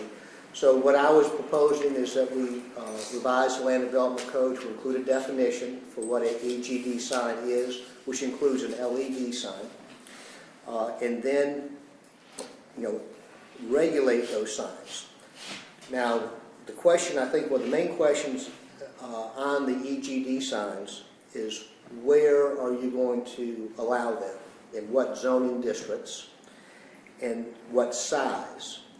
Now, I think the mayor had proposed that you only are allowed up to 50% of your total sign allotment for an EGD sign. And so that is what we have put in here. Let me just read it right quick. And when I read the zoning districts, let me know if you think that's right or wrong.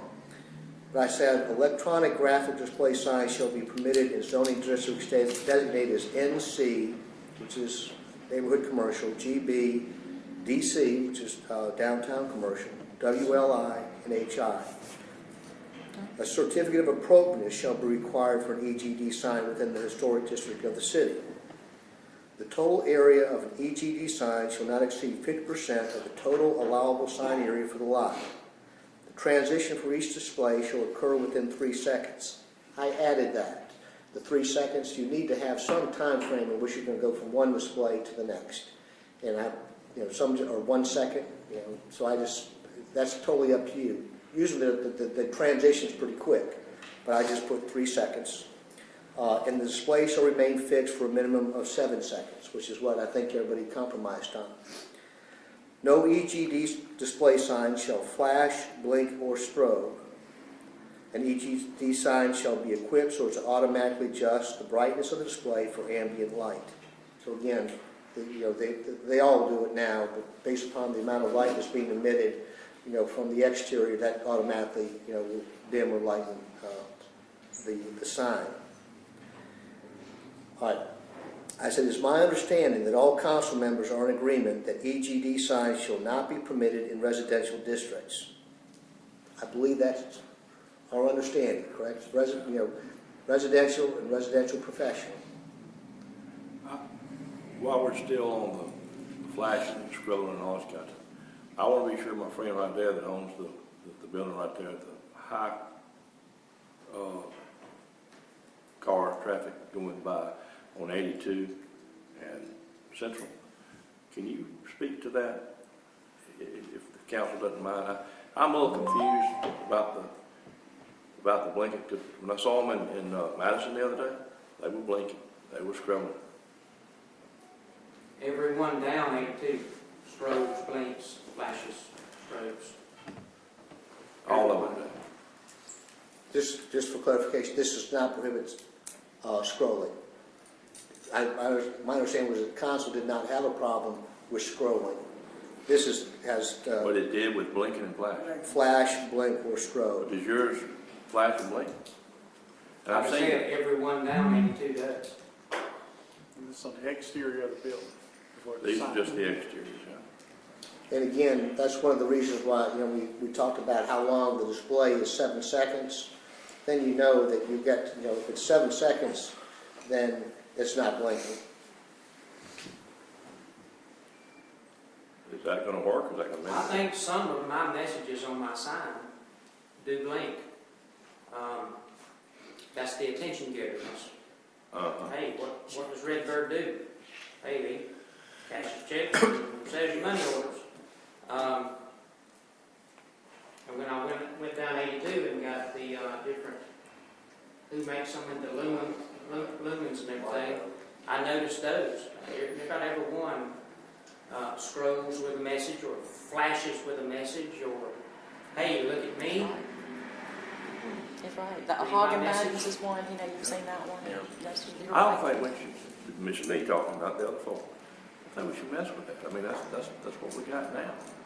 I think this is basically, Chris, since you bring this up at the last meeting. I did. I didn't really want them strobing, where it's the intense bright light that's just constantly flashing, really bright, nonstop. I don't think that's what the kind of flash you're talking about. Well, You're that talking was about what the strobing. strobe light thing, it just really drops you dead. That's what You I was don't have talking like about. strobe lights. That's not what this So is. strobing. Well, we're talking about two different lights here, strobe and LEDs, two different lights. Yeah. I think what Mr. Perry's talking about is the brightness of it blinking. Reminds you of a strobe. Right. The jump out at you, son. I'm okay with the scrolling and all that. It's not the strobe. Like you said, that jump out at your sign, that, if you, especially on a corner, like your corner, on a busy highway like that, that can be distracting. If it just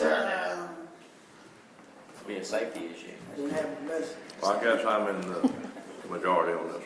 Okay. That's all. Well, that's the way then, if everyone's in agreement with that, that's the way I will present that to, of course, this really doesn't have any involvement with Ms. Burns. Al, do you want to, anybody else can? I just wanted to ask a question, clarify. On what we asked him, Yeah, right? Same thing we asked him.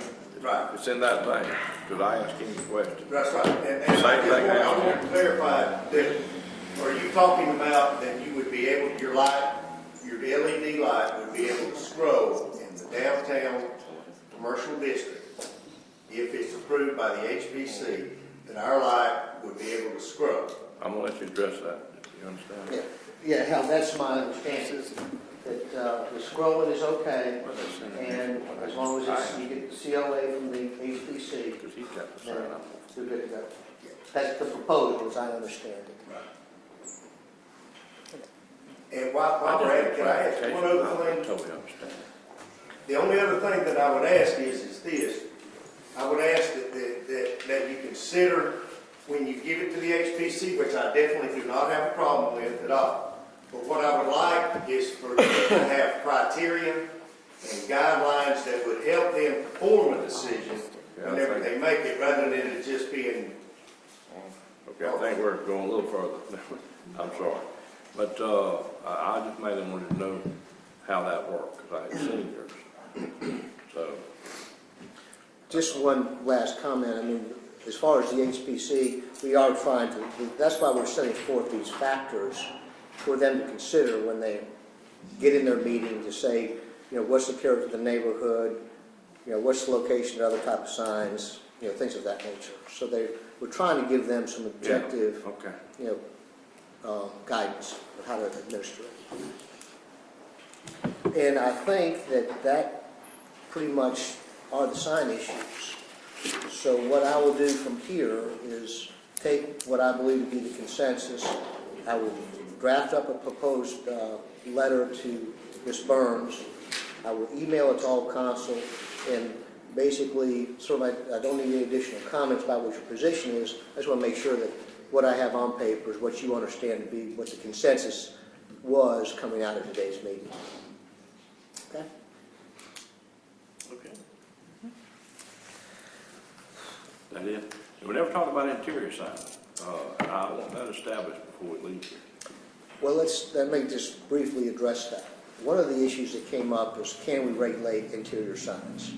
My opinion is that we can. I think that the police powers for a municipality give you the authority to regulate signs, you know, either inside or outside, particularly those signs that would display outside of the building to the public at large. The other issue that came into play is whether or not those signs that are in existence are grandfathered in. That's a more complicated question, as you know, certainly you cannot take somebody's property without, you know, just and adequate compensation and due process. What some cities and counties have done in the past, in the state, is that they will say that you can continue the operation of that sign as is, or continue for a certain period of time, be it a year and a half, 2 years, in order for them to recoup the economic value from the sign. If you amortize that out, as far as, you know, when you're going to tell them they can no longer display it the way they're displaying it, you amortize that out and you give them the economic life of the sign or the display, then that is not a taking within the Constitution. If you wanted to take a sign from day one and say, we don't want you to be able to display this sign, then the only way you could do that would be to pay them just and adequate compensation for the sign. So you could take it, but you would have to pay for it. Or you can say, these type of signs are no longer allowed, and then amortize that, their compliance with the non-conforming sign over such a period of time that they can recoup their investment, the economic value, and then when you take the sign at that point, it's a non-taking. It's not a taking. I said from the beginning, I don't mess with the interior sign. That's almost like communism to me. You can't go inside somebody's place. I'm very uncomfortable with that. Very uncomfortable with that. So do we have a consensus here that we are going to regulate what goes on the inside of somebody's business? No, Mayor, like I said, that was the questions that were asked to me. Can we do it? My opinion is yes, under the police powers. And can we stop? What's about the grandfather issue? And I just addressed that. My consensus is we don't mess with the interior sign. What a great compromise is to allow the LED lights inside and not on the outside of the building. Inside is inside, not outside. They can still scroll their message and blink and flash their That's message. what they're doing now. Yeah. Rob, I thought we already had the ability to go in there and regulate them. We do.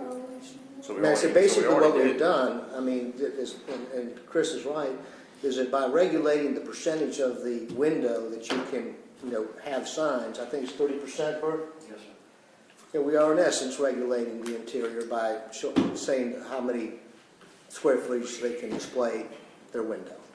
So in essence, yes, we are regulating, signage on the So interior. we're now gonna regulate the interior About the building, whether it's facing in or facing out, and what gives you that right, if it's facing out, it's basically on public property. Well, as Larry, as I said, what I'm looking at is the ability of the municipality or state or county to regulate signage. And generally, if that signage is facing out to the public, then within your police powers, you have the authority to regulate that sign. And that's all I'm saying, is that you have that power. Whether or not you want to do it or not, it's up to y'all. Then we need a consensus on it, because that needs to be, if it's good. You say we've always had it, I don't agree with that. But maybe we have always had it, but I don't agree with that. Inside somebody's building. Well, the only regulation we have now of regulating signs inside the building is by the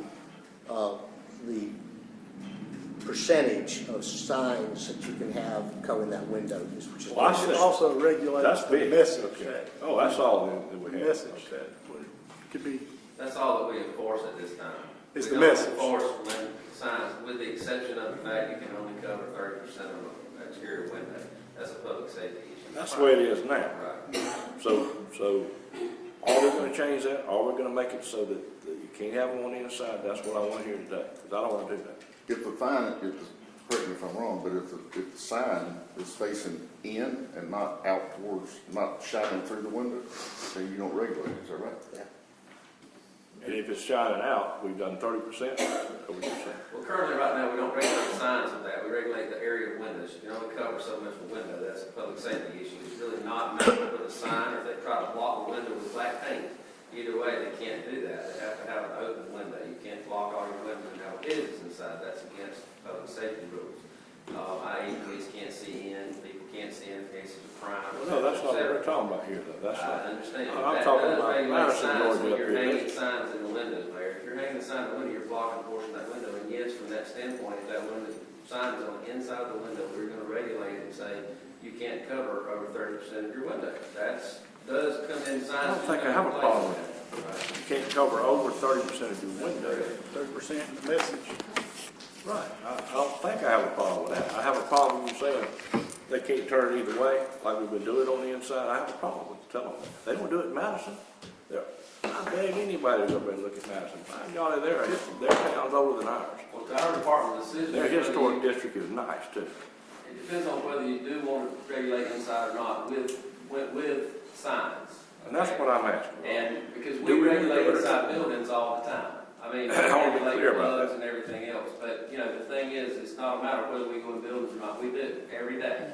But the I wanna problem be is whether you want to regulate windows on the inside. I want to be clear. Are we or aren't we? When we finish all this, is that going to say, you can't turn them the other way? Or is it going to say, you can't do this, you can't do that from the inside of your building?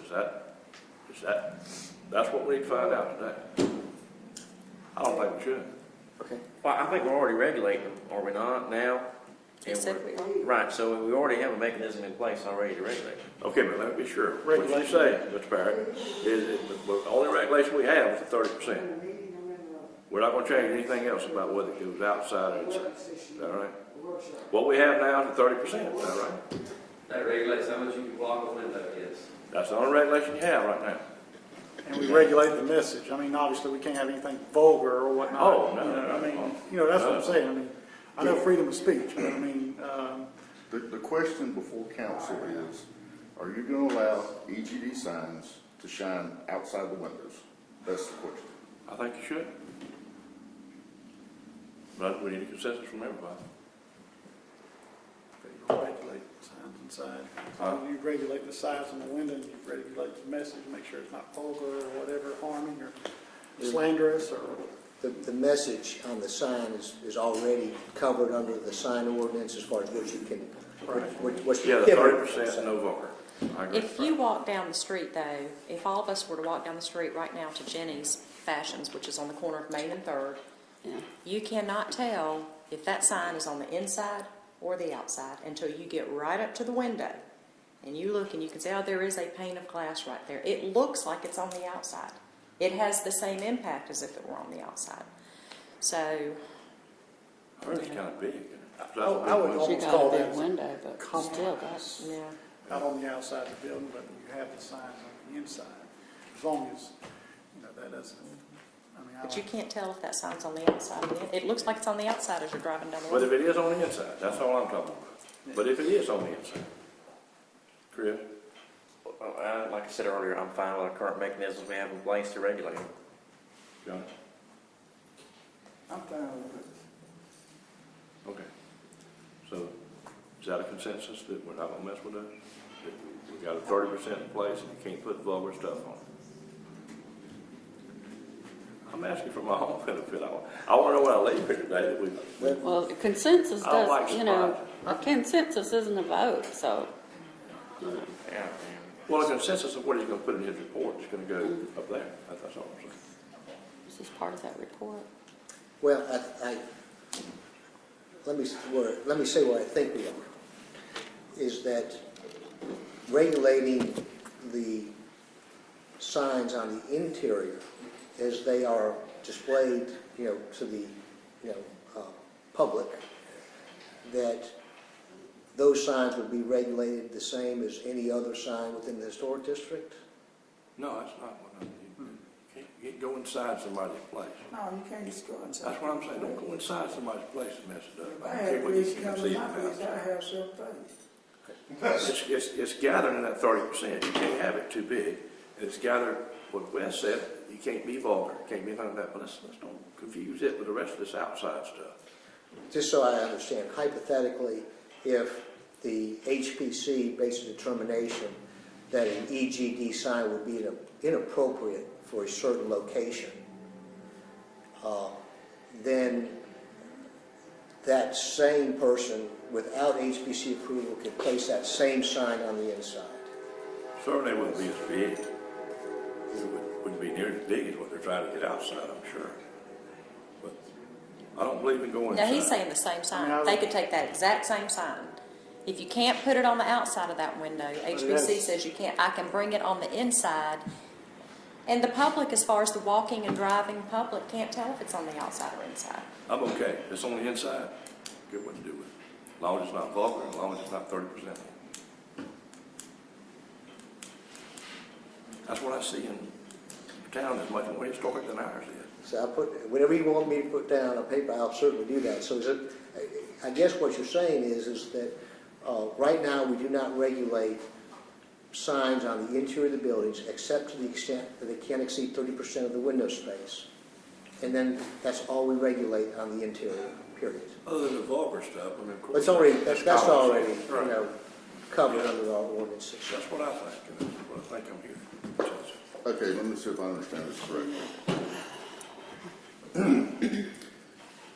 What y'all said a while ago was that if you're gonna do an EGD sign, that it had to go in the historic district, it had to go through HPC for appropriateness.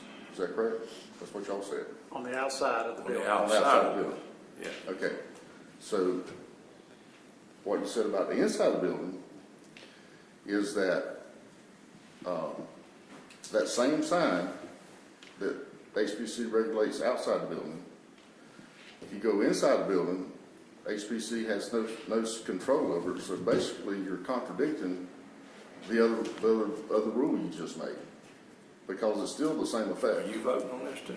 No, I'm just bringing. You're making a good point to go against what's being said up there. I'm just bringing. Well, I mean, I think what's been said has been said, Larry. I think he's just trying to point out to us that we're being a little ambiguous in how we're presenting our statement for Rob to make to Ms. Burns, and we That's are. what he's saying. Can I make one other comment, ma'am?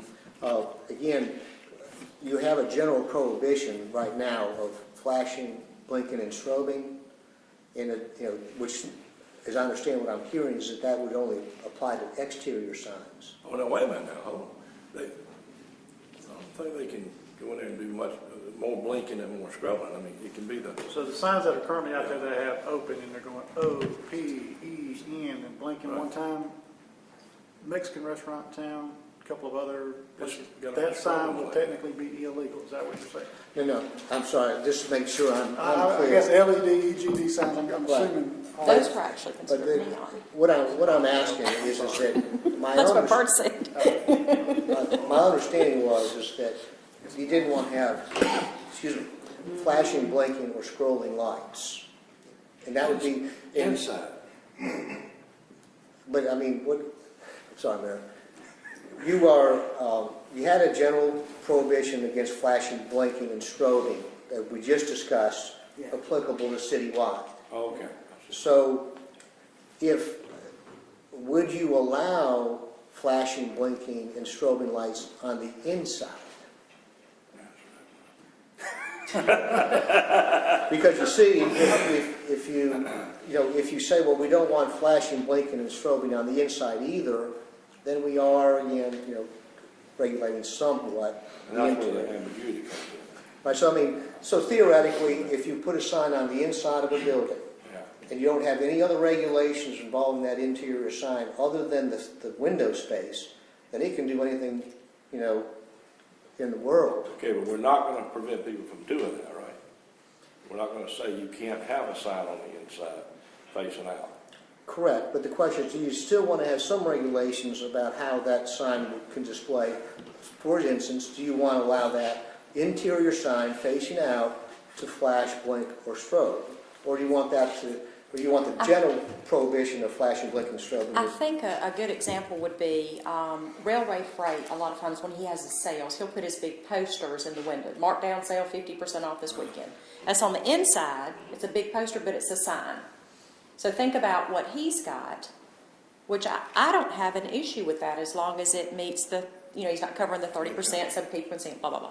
But then let's go back to Jenny's as the example of that sign that's also on the inside, which is permanent, which is, like I said, you can't tell that it's on the inside or the outside till you literally walk up to that window and touch the window and realize it's on the inside. So would that be a fair analogy between the two different types of signs that could be used from an interior display perspective? I think so. Okay. Okay. I don't know if that makes it any better or worse, I but think just. it does. And does Jenny meet the 30%?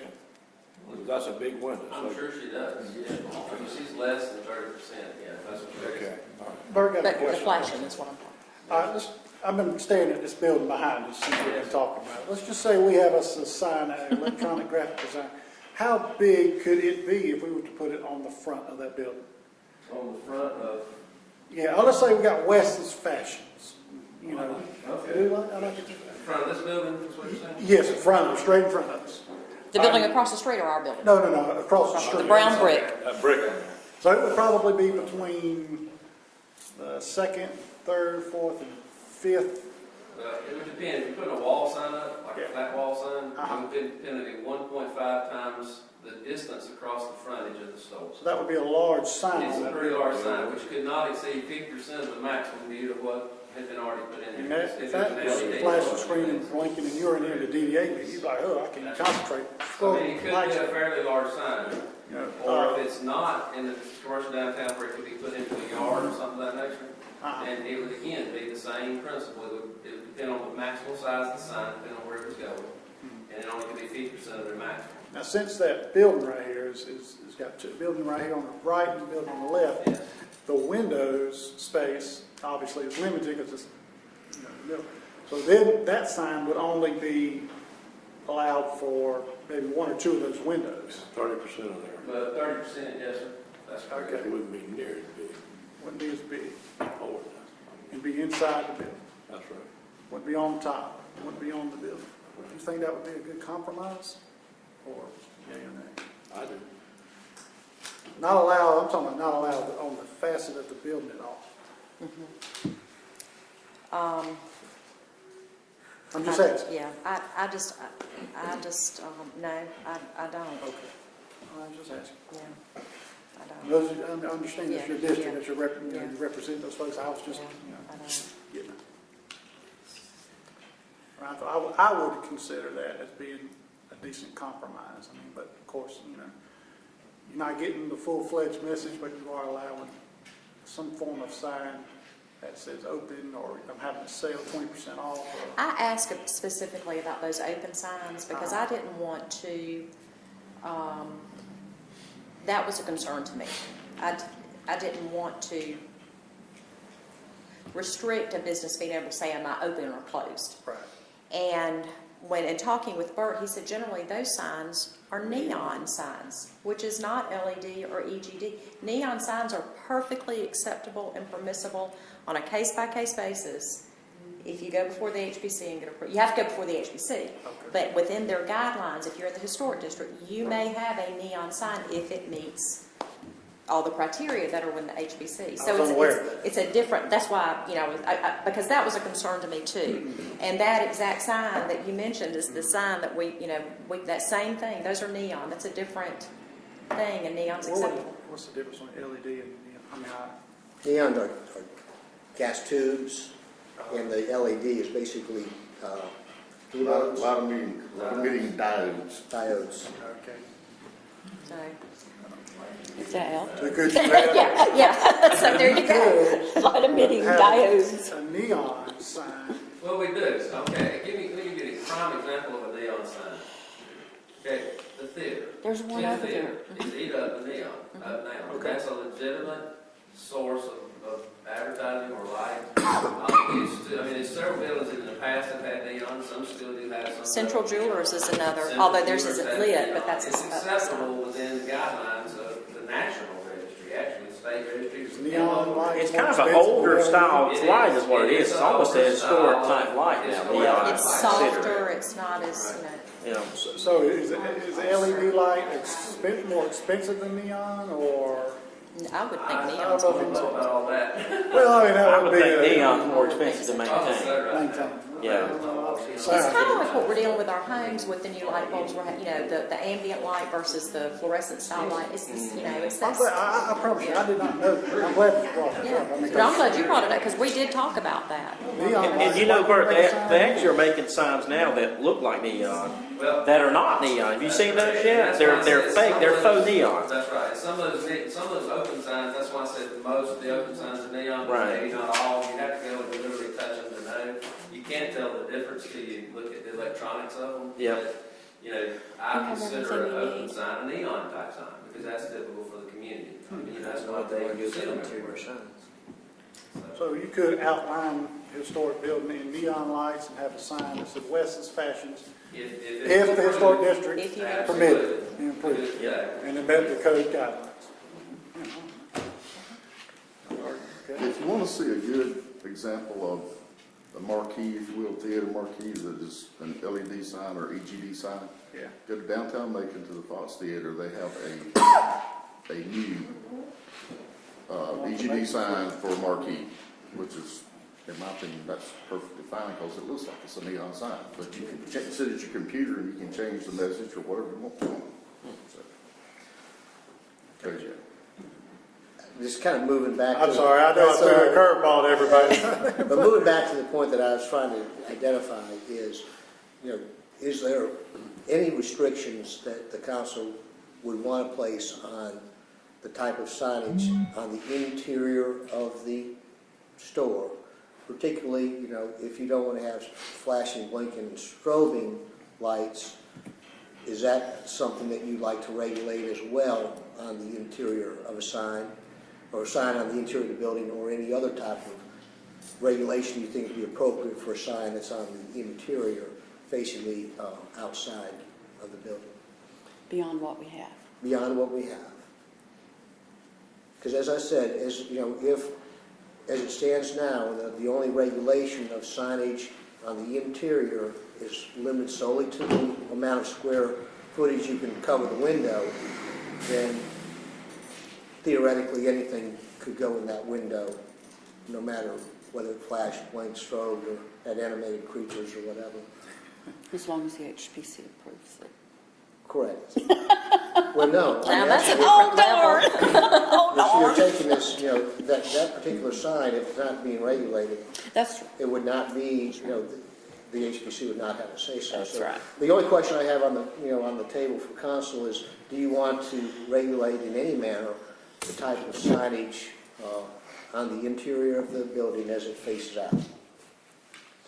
My vote would be yes. I don't.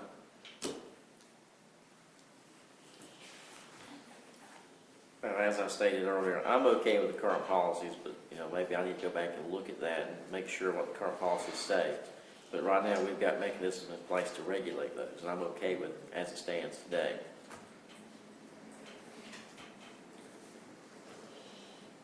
I'm okay. I mean, I agree with Chris. I mean, we got mechanisms in place.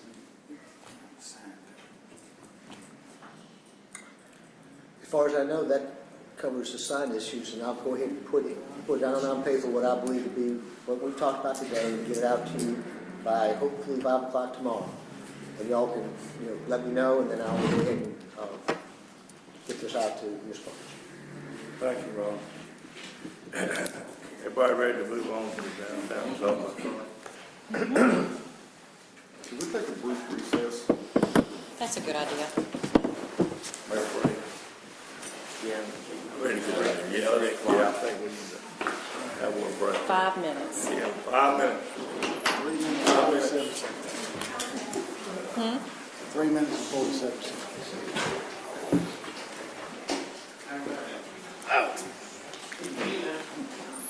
Talk to me.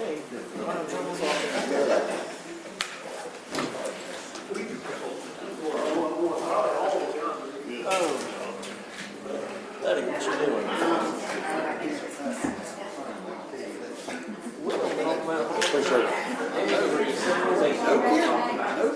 And we're gonna get more and more confused and more convoluted.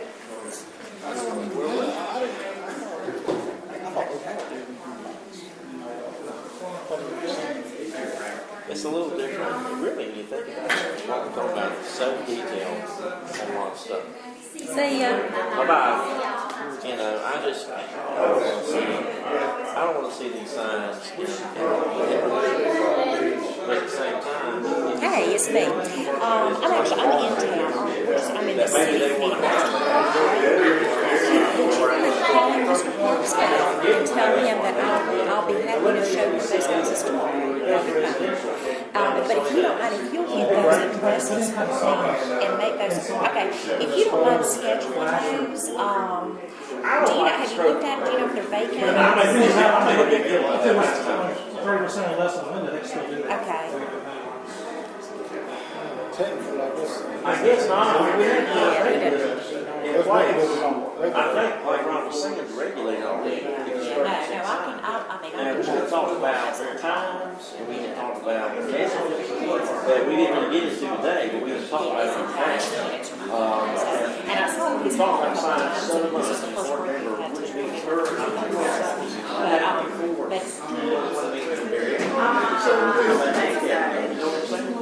You know what I'm saying?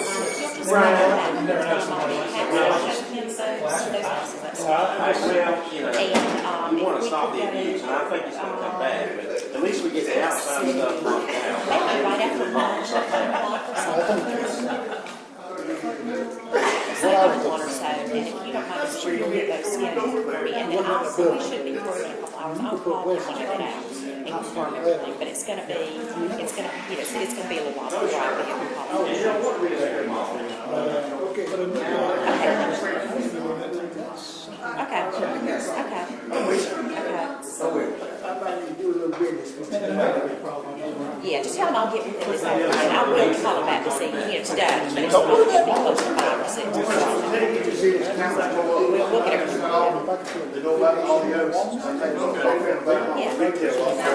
Yeah, that'd be perfect, like say between 1 and 2.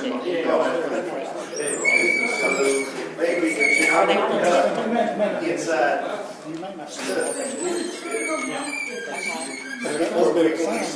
I can show all of those. I'd say between 1 and 2. Okay, thank you so much, I appreciate it. Okay, see ya. I see it.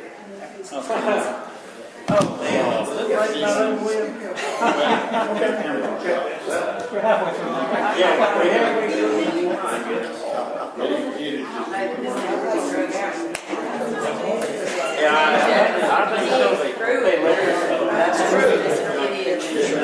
Well, until somebody comes up with something else.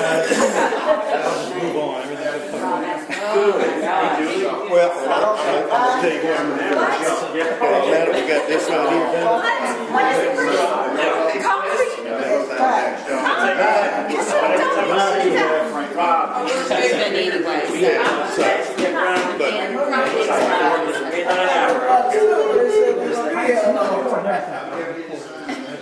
Give me some interest in this. Yeah, I know.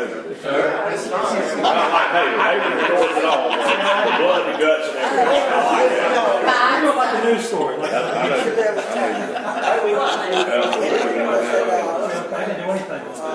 I got the receipt from where I saw that. Oh, yes. I know that's all.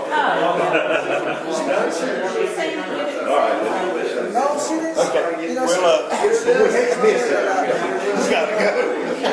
I said it on December.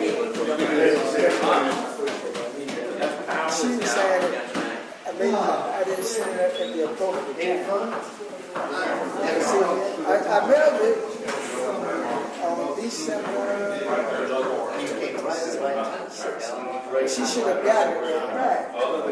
So, because I sent it to postal service to get a receipt back when they received it. But I had got a receipt. And she said was that the original copy that I got? And I told her yes. Then she emailed me and said I was in violation. So that's why you want to send an amended one, right? You have most of it in the post office. Have you checked with them to see if it came back? No. That's in the post office? No, I haven't, because I And didn't. it should be delivered back to you. Yeah, the receipt should have been. Yeah, and the one in October, I had no problem with the application. They sent it right back. I think they got a mess.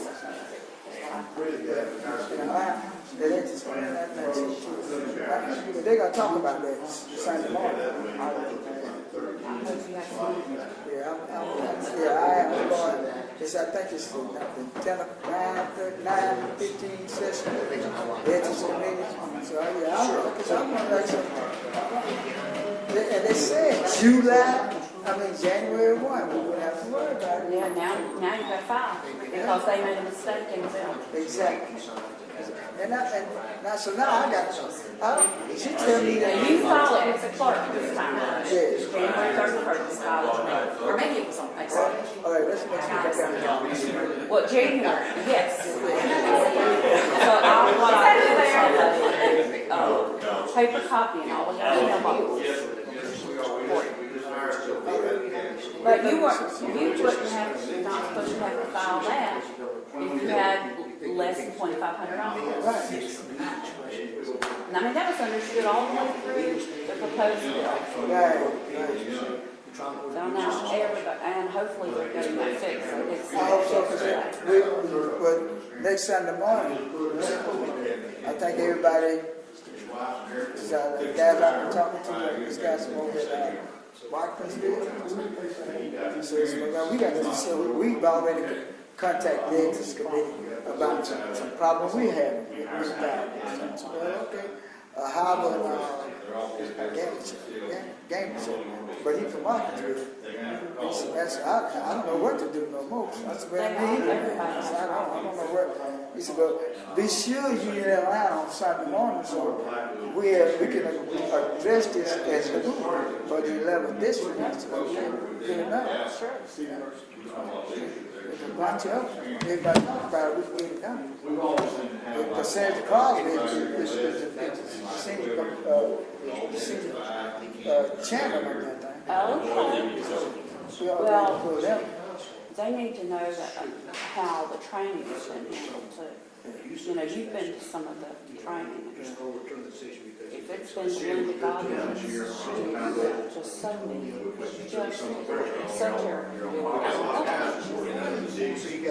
have a feeling she's not, because I haven't seen her name on the website lately. I've been to Galleria.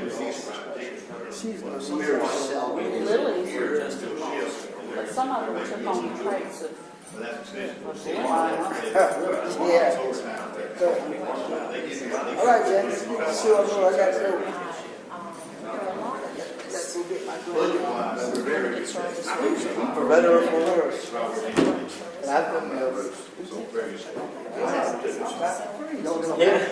I like your opinion, Rob. Which is none. Yeah. Oh, I'm sorry. And we do have a couple of them. What's the next They one? may, but I'm just saying. Oh. I gotta have a business license, Yeah. they gotta have. That's right, that's Everybody's right. gotta have a license. That's right.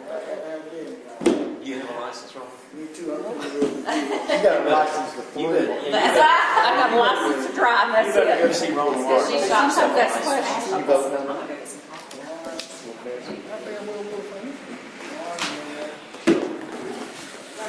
Okay, what is this unfinished business? We always have unfinished business. Unfinished business, I don't know. is that something that we want to talk about? Is it council matters? Sorry? What is this unfinished business? Yeah, that's a on Larry file? question. Is that something you put on there for forgiveness? Is that something that we can just come up with if we wanted to talk about an issue? No, I put that on there just in case we didn't get through everything, Oh, okay. that we could go ahead and talk about additional dates to discuss unfinished Yeah, so the business. only thing we're left to talk about is DDA boundaries. And I got, Well, that shouldn't take long. I got a resolution. I gotta get a resolution on, I didn't even bring that. That shouldn't take long. All righty then. That's mine, yeah, that's mine. Okay. I thought I didn't know if there was Wi-Fi in here or not. Just make that hold on.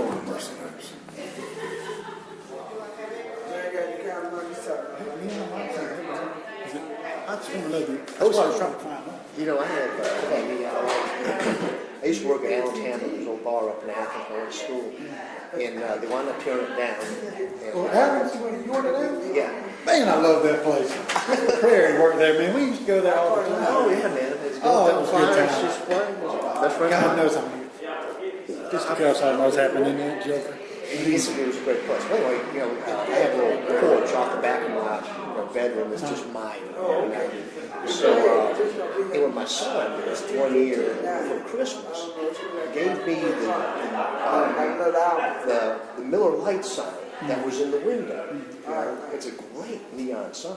We found it some antique shop in, what's his name? Dave, how you doing? What's the Watkinsville. Okay. So really, it was You sure keep great. a low profile. And then, you know, before that, somebody had given me a hand painting. I can't remember the guy's name. Of Alex, you know, the guy being sketched. And there's that damn light, you know, in the window, and I got the damn big old ass Bill Lights on there. But it was kind of funny. Years ago, before they get ready to tear Alice down, which was a heartbreak. But I got a call from Gary McCorvey, used to be a judge. Gary knew I worked at Allen's. He says, I'm over here at Allen's. He says, they're selling everything. Salt shakers, you know, all this stuff. Why would we talk to some people that, you know, to buy the place? Which is not economically feasible. And the hospital, you know, the hospital across the street, they want to, you know, expand. You're not getting coffee? I got you. So it's a done deal. Gotcha. But I'm like, I'm all right. And one of my best friends used to live in Athens, called me up, and I'm at, you know, I go to a shopping and I hear all this yelling and screaming. You heard that somewhere, didn't you? And I couldn't talk to her. Later I found out that was the auction. You didn't hear it from me. There's a table over the corner, it's called Captain's table. You know, we all sat out all the big things. So they bought the damn table. Before we got a booth. And I think Corey bought part of the booth. So, I mean, it broke my heart. Ooh, boy. Sorry. Wow. I love that place. You know, so It's much- like espresso. I don't spread that around though. Well, I wired. What's the think the What's best the, yeah, 3 way days on for the that? That was only 30 Get some one of odd those years Thai ago. restaurants here. That'd be great.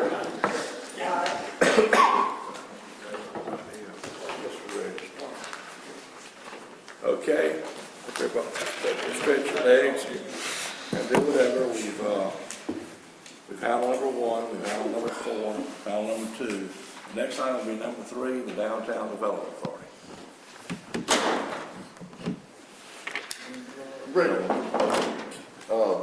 Can I just say one thing before Blow gets started, and I'm done.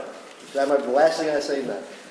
I have prepared a proposed resolution that, where we have defined, how people are elected to the Downtown Development Authority, how the chairman is elected by statute. So I had put that in the form of a resolution, and the only thing that we lack as far as presenting the resolution is to define a geographical area. I think once this is done, y'all define that, then we're good to go on the ordinance. And the ordinance that you have, Rob, that corrects the current deficiencies in the organizational structure of the DDA, is that correct? Yes. Okay. And Mayor, that's what we talked about in the DDA meeting yesterday, when y'all had the... Yeah, we've already voted on the chairman, the vice chairman, and the... We would have to re-vote on all of the appointees. Yes, ma'am. Okay. Who has to be, what's that? All of the board members would have to be Reappointed. appointed again, and they would have new terms. Right. The DDA? That's reconstituting the DDA, and that's a part of it. That's what you would be doing. Well, how long will the term last in the new thing you're talking about? It'll still be those number of years, but like the first one would be like 1 year, and then 2 years, and then 3 to stagger them out. Stagger them. So Yes, sir. And that's identified in the state, or is it our local identification? It's the state legislation, I believe. Now, the members are still 4 years, right? Yeah, but when you're reappointing, they won't all come on as 4 years, so that way they don't all expire. Initial appointments. Like our board stuff. Yes, yes. Right, yes, sir. Okay. Now, you have my map that I gave you, I can't find it. Mr. Mayor, I have your map. Thank you. Okay, as Rob said, the only thing that is left to be decided on this is the map. Now, y'all have received previously a staff recommendation, and it went to a retreat, and then we went to another, something, I can't remember what it was, but I have two maps that was, one was prepared by the mayor, and one was prepared by Julie Smith. So, I am going to pass these out. Excuse me. All three of them, the top one's a blank copy. And you have crayons? I did not bring crayons. Oh, my God. These are yours, if you pencils. We don't have to accept either one of those, but we can alter it today, is that all right? Y'all can do whatever you want to with the maps today. All we need is a decision from council as to what area, what will define the Downtown Development Authority area. So that was all right there. Yes. I don't know what happened. You're a little crazy. I don't know what happened. You just call it outside the I lines. did. So you're not having to do this over here to East Tifton. It was basically, I think that's why I put those I little. put down that Julie wants some. Yeah, some what of was that? You out had, of hers. I don't know what that means. Well, remember, you wanted some of yours taken out, that's all I remember, way back then. Oh, the bound tape, okay, yes. Said you wanted Moving something, it out so- of, Yeah. okay, And Johnny wanted the same thing, that's all I was mentioning, right Okay. there with those two things.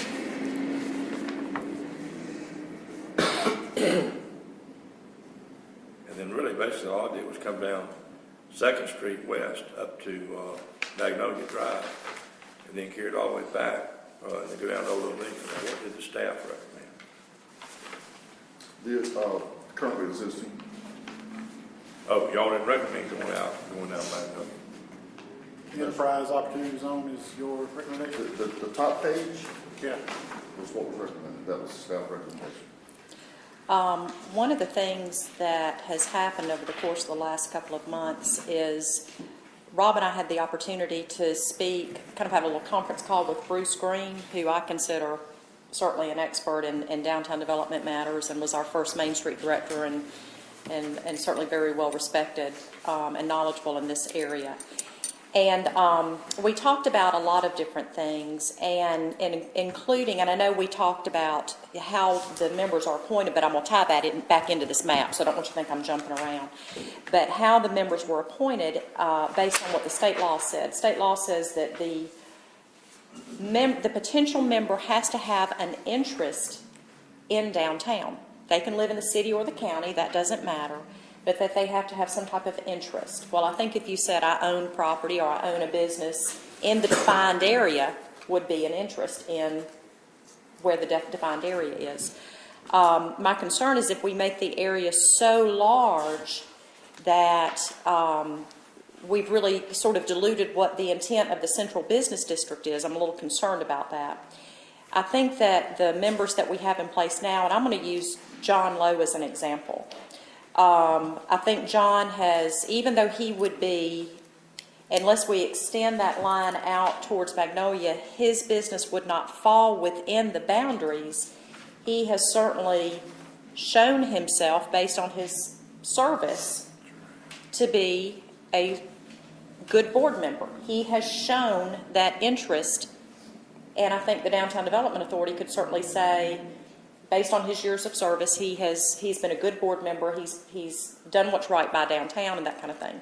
So my preference would be, again, just me, I'm one vote, one voice, that we bring this central business district, and that's what we're defining, down to a manageable area, with the understanding that anybody that we appoint in the future must have that interest. And Bruce used the example of a bank or Georgia Power. Georgia Power a lot of the Georgia Power management across the state generally serve on downtown development authorities, and you can draw that connection between Georgia Power supporting an active, viable central business district, even though their office may not be within that district.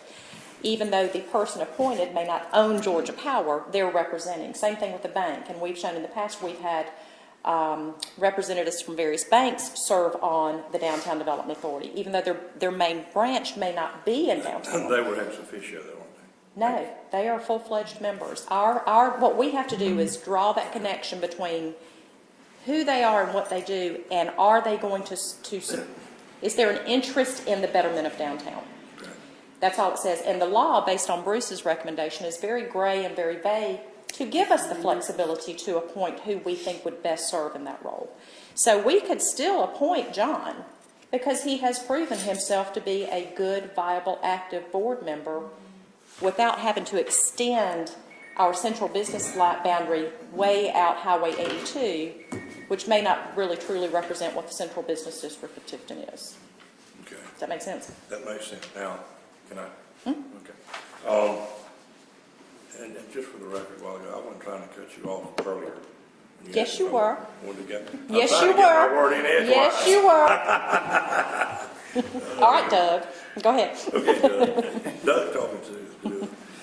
Okay, what Julie just said about the defined area, I understand where she's coming from. Y'all, we are downsizing this from city limits to city limits.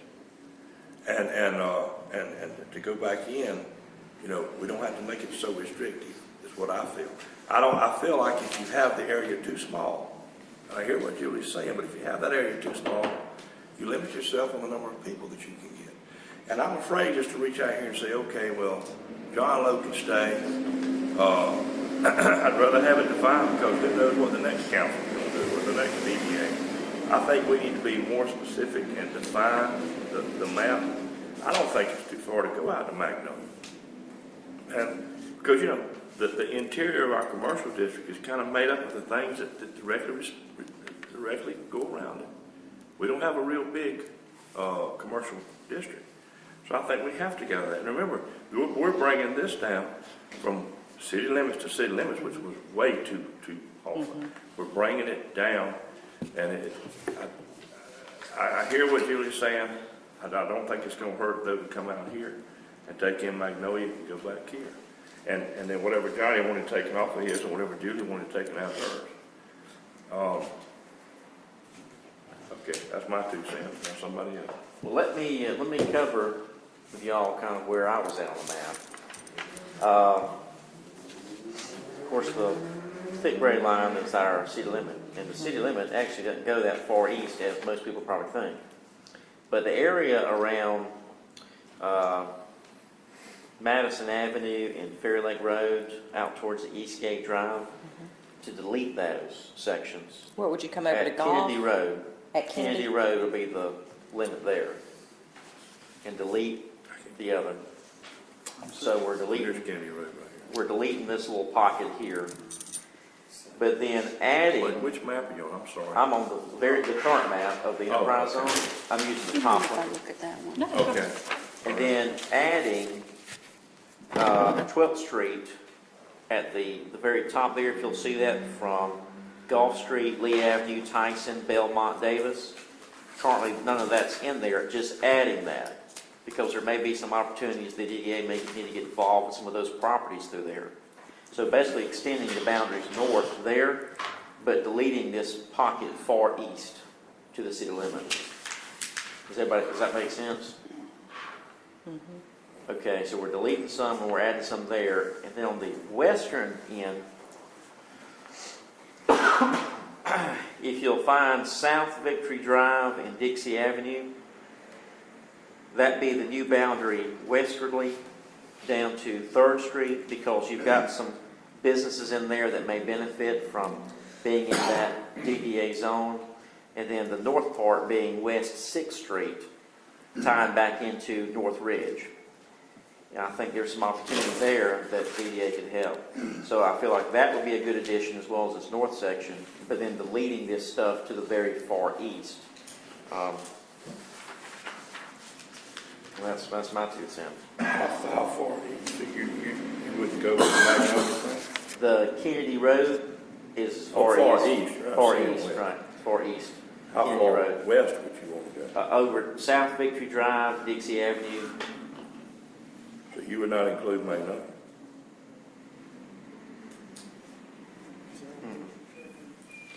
I mean, we could, but Can I ask Julie something? There's downtown, basically, right there. This is your map. You wanted to come out to here, is that right? no, I'm not sure. I think what happened is I think we used my map as we were drawing all kinds of things. No, my proposed map Where the dots are? is basically where the dots are. It would start at 12th. Yeah, I just wanted that clarified. Yes, and as far west as Central, as far east as Tift, and then down to 9th. And just to clarify, you had made a mention a second ago about the commercial district. This would actually be Central Business District, we're not defining the commercial district, it's Central Business District. So I just wanted to make sure we were on the same page on that. Okay.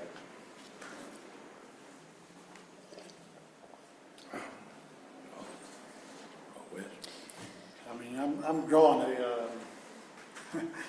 as we go, I'm just looking at a compromise map. You know, what Chris said, what Julie said, what you, and Johnny had said.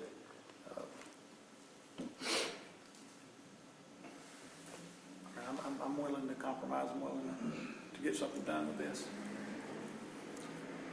Keep in mind when you're thinking about this, and I like Chris, I like what you said, that West 6th Street over to Forest and over to South Victory.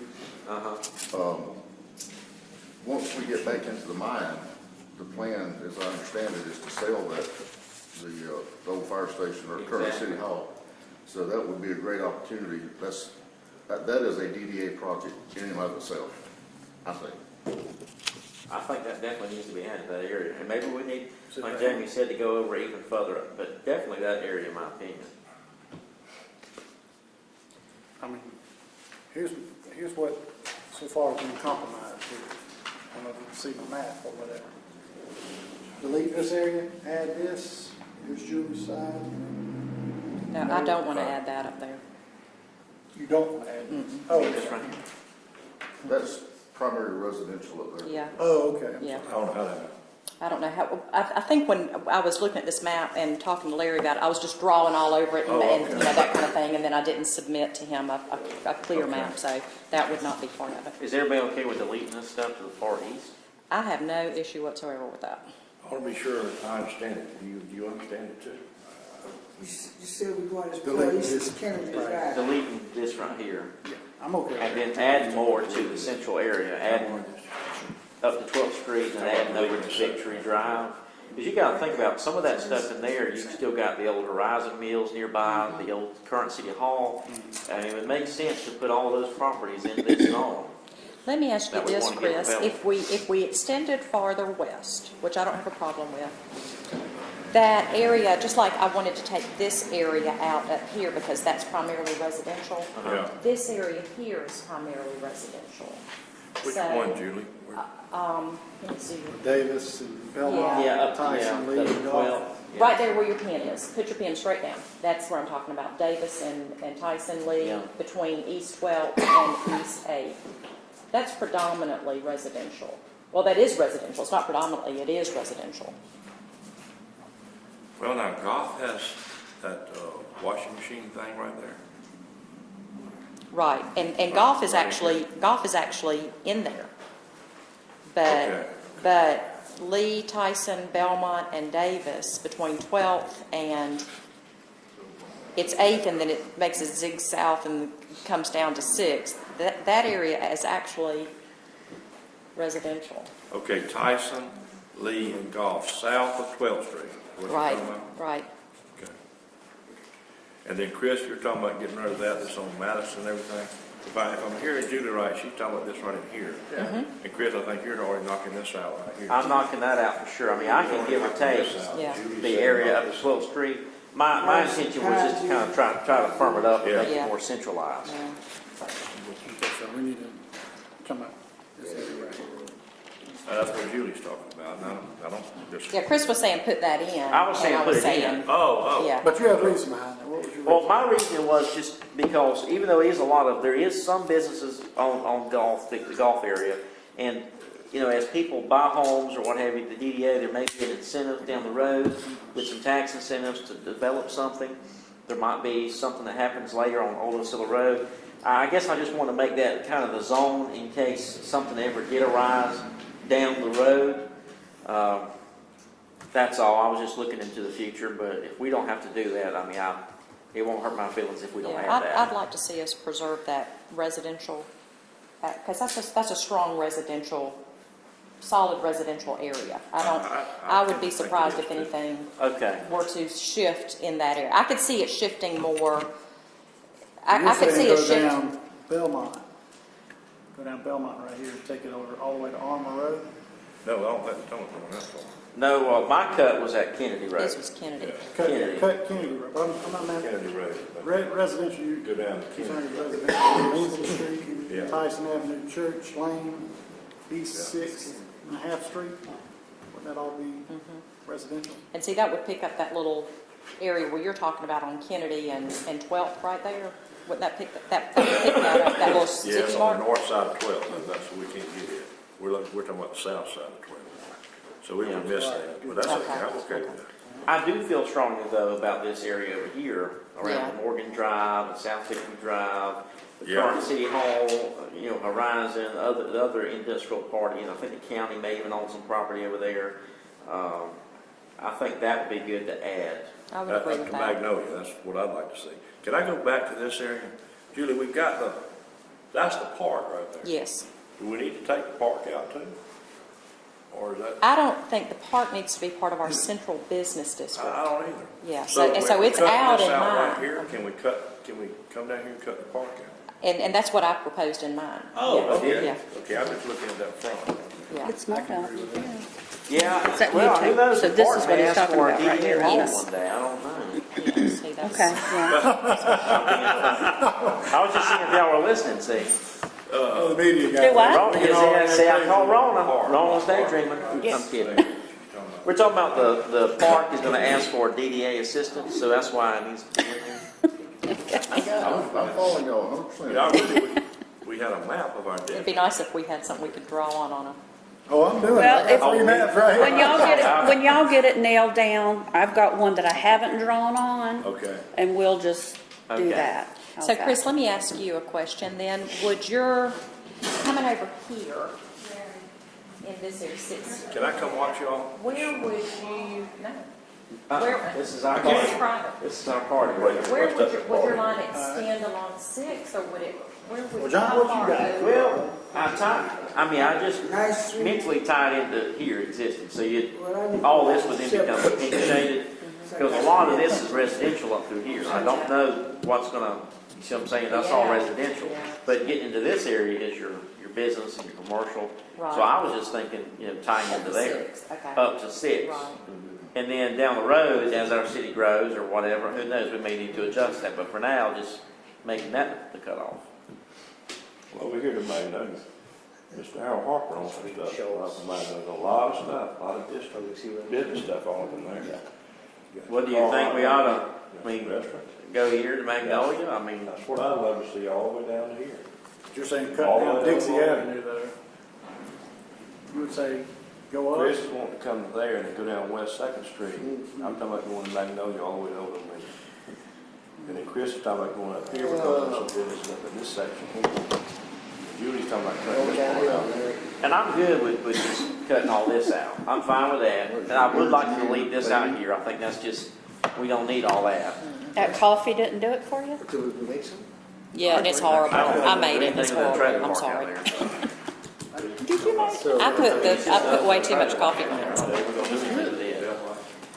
It is so strong you can't drink it. It's awful. Different on that. But I do It's feel awful. strongly about this section through here. This is pretty bad. I don't see any. I didn't finish my I one. think that's a waste there. Now, if we wanted to extend out along Second Street maybe, where, you've got a bank and you've got some other businesses, Where do we got, okay, but. Yeah, anywhere that we're, Got coffee back. there's the central, a residential area does not need to be included in the central business district. No, Jamie, how would you feel about the southern boundary? Okay, you see, I've got from Dixie Avenue down to South Victory, stopping at 3rd Street, and then tying back in easterly. We make 3rd Street the line all the way to Magnolia, I'm losing you. and then Magnolia up. You'll see around Pearson Lane and all that's residential anyway. Oh, I'm sorry, no, I was wrong. You got it, Wes? Okay, I see what you're saying, but Curve to Magnolia and then up, and then capture 2nd Street. Would that be an option? you're talking about this and then going to Magnolia? And then going over on 3rd Street? Right, because down here Pearson Lane, all that's residential. I'd rather see us go to at least 7th Street and go at least right in here to include 82. That's nothing but business along 82. Cut anything out. You got a lot of business right here. If you go to 3rd Street, you're cutting that completely out. But you're talking about central business district, that's, But what I'm talking about is so we have more people to choose from. Remember, we're coming from the but city remember, limits. they don't, all they have to do is show that they have an interest in downtown. They don't have to be a city or county Y'all resident. need to define interest, is what you're gonna need to do at I'm some just point. wanting this part because And then you're got not so many people hamstringing put on yourself. boards. And quite frankly, I do want it so that John Levy isn't here. I don't want any confusion down the road when I'm not here anymore. And somebody says, oh, well, he's not in that, we'll get rid of it. Oh, he is, he's a good member. Yeah, I understand, Yeah. but like I said, the state law says, and I mean, you're the attorney, I'll defer to you, obviously, but it just says that they can be a city or county resident and have an interest. And they left it vague for that purpose of giving us the flexibility. No, they have to have a business. Let's make sure we're on the same page. Director shall be a taxpayer residing in the municipal corporation, or owners or operators of businesses located within the downtown development area, who shall be taxpayers residing in the county in which is located the municipal corporation. So you can own a business and be a member if you reside in the county, or a combination of the two. All right. Then it says, provided, however, that one of such directors may be a member of the governing body of the municipal corporation. Not less than 4 of the directors having the qualifications specified in subsection A,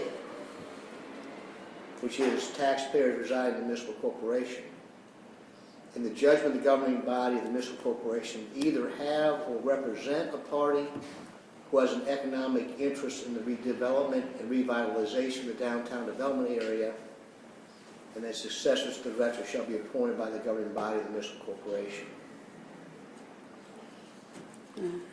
So,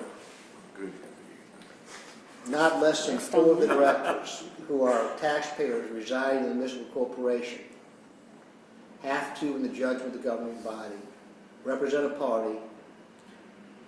Oh, so or he they- would have to be a city resident then? Yeah, you have to be a city resident, could be one, Okay. or you can own a business Uh-huh. in the downtown development area and be a resident of the county. That's how Jack Stone gets in, because he owns a business inside this district. He Okay. actually lives All right, in All let me right, just- that's the but there's part. one other, I'm sorry, this is the code section that I always forget. Notwithstanding subsection A, one director appointed to the board may reside outside the county, provided, however, that such appointed director owns a business within the downtown development area and a resident of the state of Georgia. As you say, That doesn't outside the apply. county, but outside the city. He can live outside the county, Outside the county. but he can be a member if he owns a business in the downtown development area and is a resident of the state of Georgia. Okay. Okay, good enough, that's clear to me. Yeah, as long as we don't have any enemies that come in, let's see what we do. See, most, God, There's that's only so one. far away. yeah, But we don't have anybody that I don't know lives if I- out of the county on the board. so. You own somebody in another county?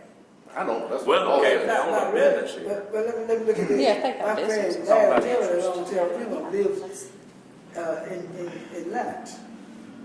But he got a thriving business on Central Avenue. Okay. So, you So know, but Central, yeah, 17th Street would be my boundary. 17th Street? Yeah. Yes, it would. Well, where's this map right here? So, well, this is So 17th at your southernmost boundary, Street. okay. 17th Street. 17th, and where would it stop? 17th to where? Come over. I guess on Omega Road? And if you went to, if you go on Old Omega Road, yes. And then over to south. Then over, then if you went down 17th is east and west. Right. If you- And over if you- Omega. If you went down, It's already there. I'm, let me finish. I'm just saying, Let me that's finish for a correct. second. Correct. Just let me do this for a second. Then- You need a then gavel? we'll come back. Okay, 17th Street, run east and west. That's right. Okay, it's already in there. Uh-huh. If we come west on 17 over to Old Omega, and then do a left and go up to, see, once you do that left, you out of the city, but you still in the camp. You know, if you do a left and go up to Magnolia, to the cemetery, so that would clear everybody over there in my district.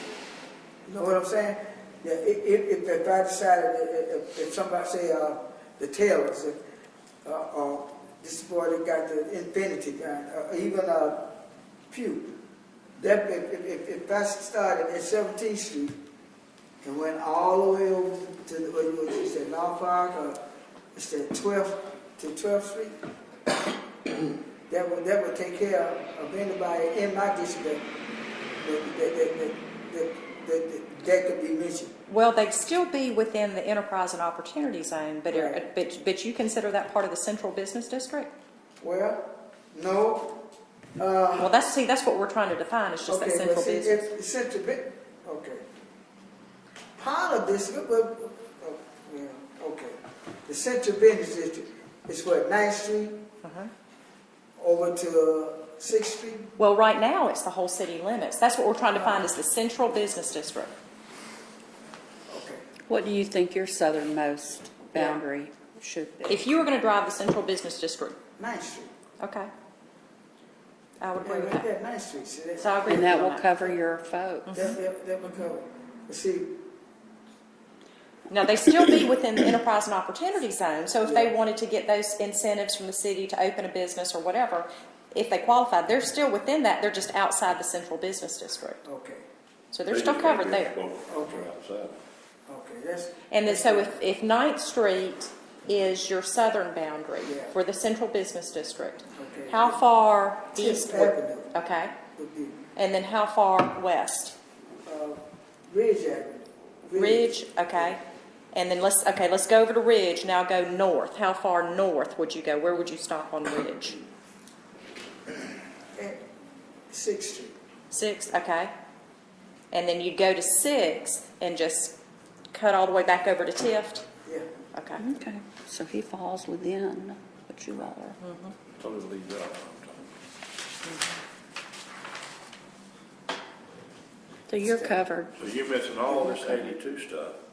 I mean, every bit of this stuff in 82 in Magnolia is businesses, nothing but businesses. On 82. I mean, that is part of it. To me, that's part of it, and giving us more people. Okay, to if you choose went from. over to Magnolia, That's what I said. if you went, instead of changing from Ridge, and just going over to Magnolia. But I think what you're saying is far south. But if you're at 17th Street, Yeah. you'll have to kind of snake your way back up there and then go over to Magnolia before you get to 82. I don't see how But I that. want us to stay focused on central business. I mean, all that, Central business. from I-75 out to Carpenter is all business, commercial. Yeah. And there's no question that's a commercial district, but it's that central business district, Right. Downtown Development Authority Okay. district. So if you went to Magnolia, 17, if you come 17 west, you would have to do a left on Old Omega and then go up to Magnolia. I don't see anything wrong with that. And go all the way up to Second. Okay, And then let's, what Chris is okay. saying, Dixie Avenue and all that. See, Dixie Avenue is on that side, on this side of, on the other side of 82. That's right. Second Street, Second Street is this Dixie Avenue place over there. Dixie Avenue, Forest.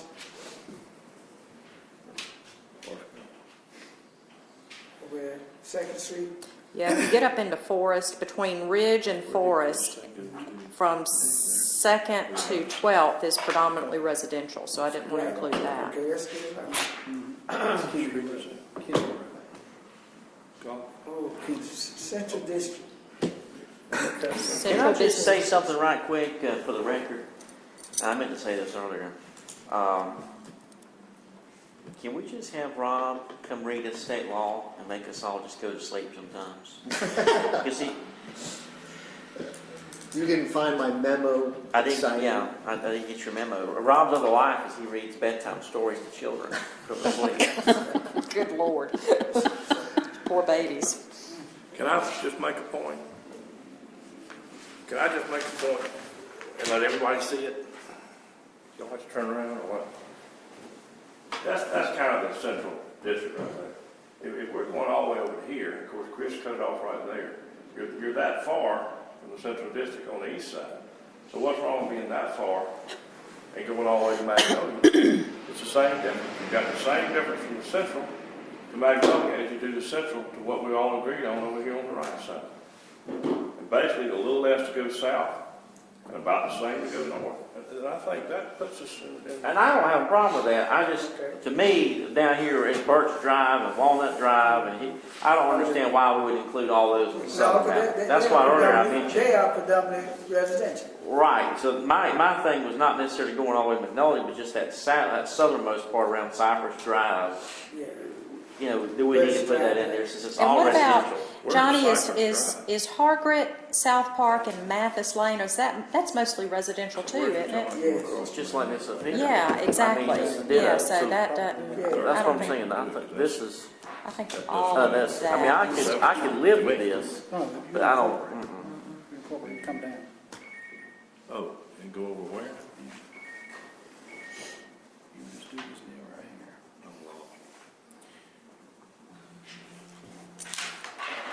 Your dad. This. Up here.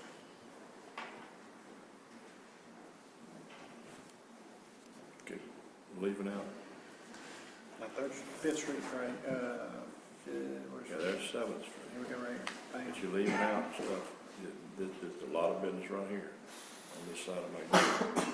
You're leaving those out. Who's that? That's That's a lot of folks. Harold Harper has property right here.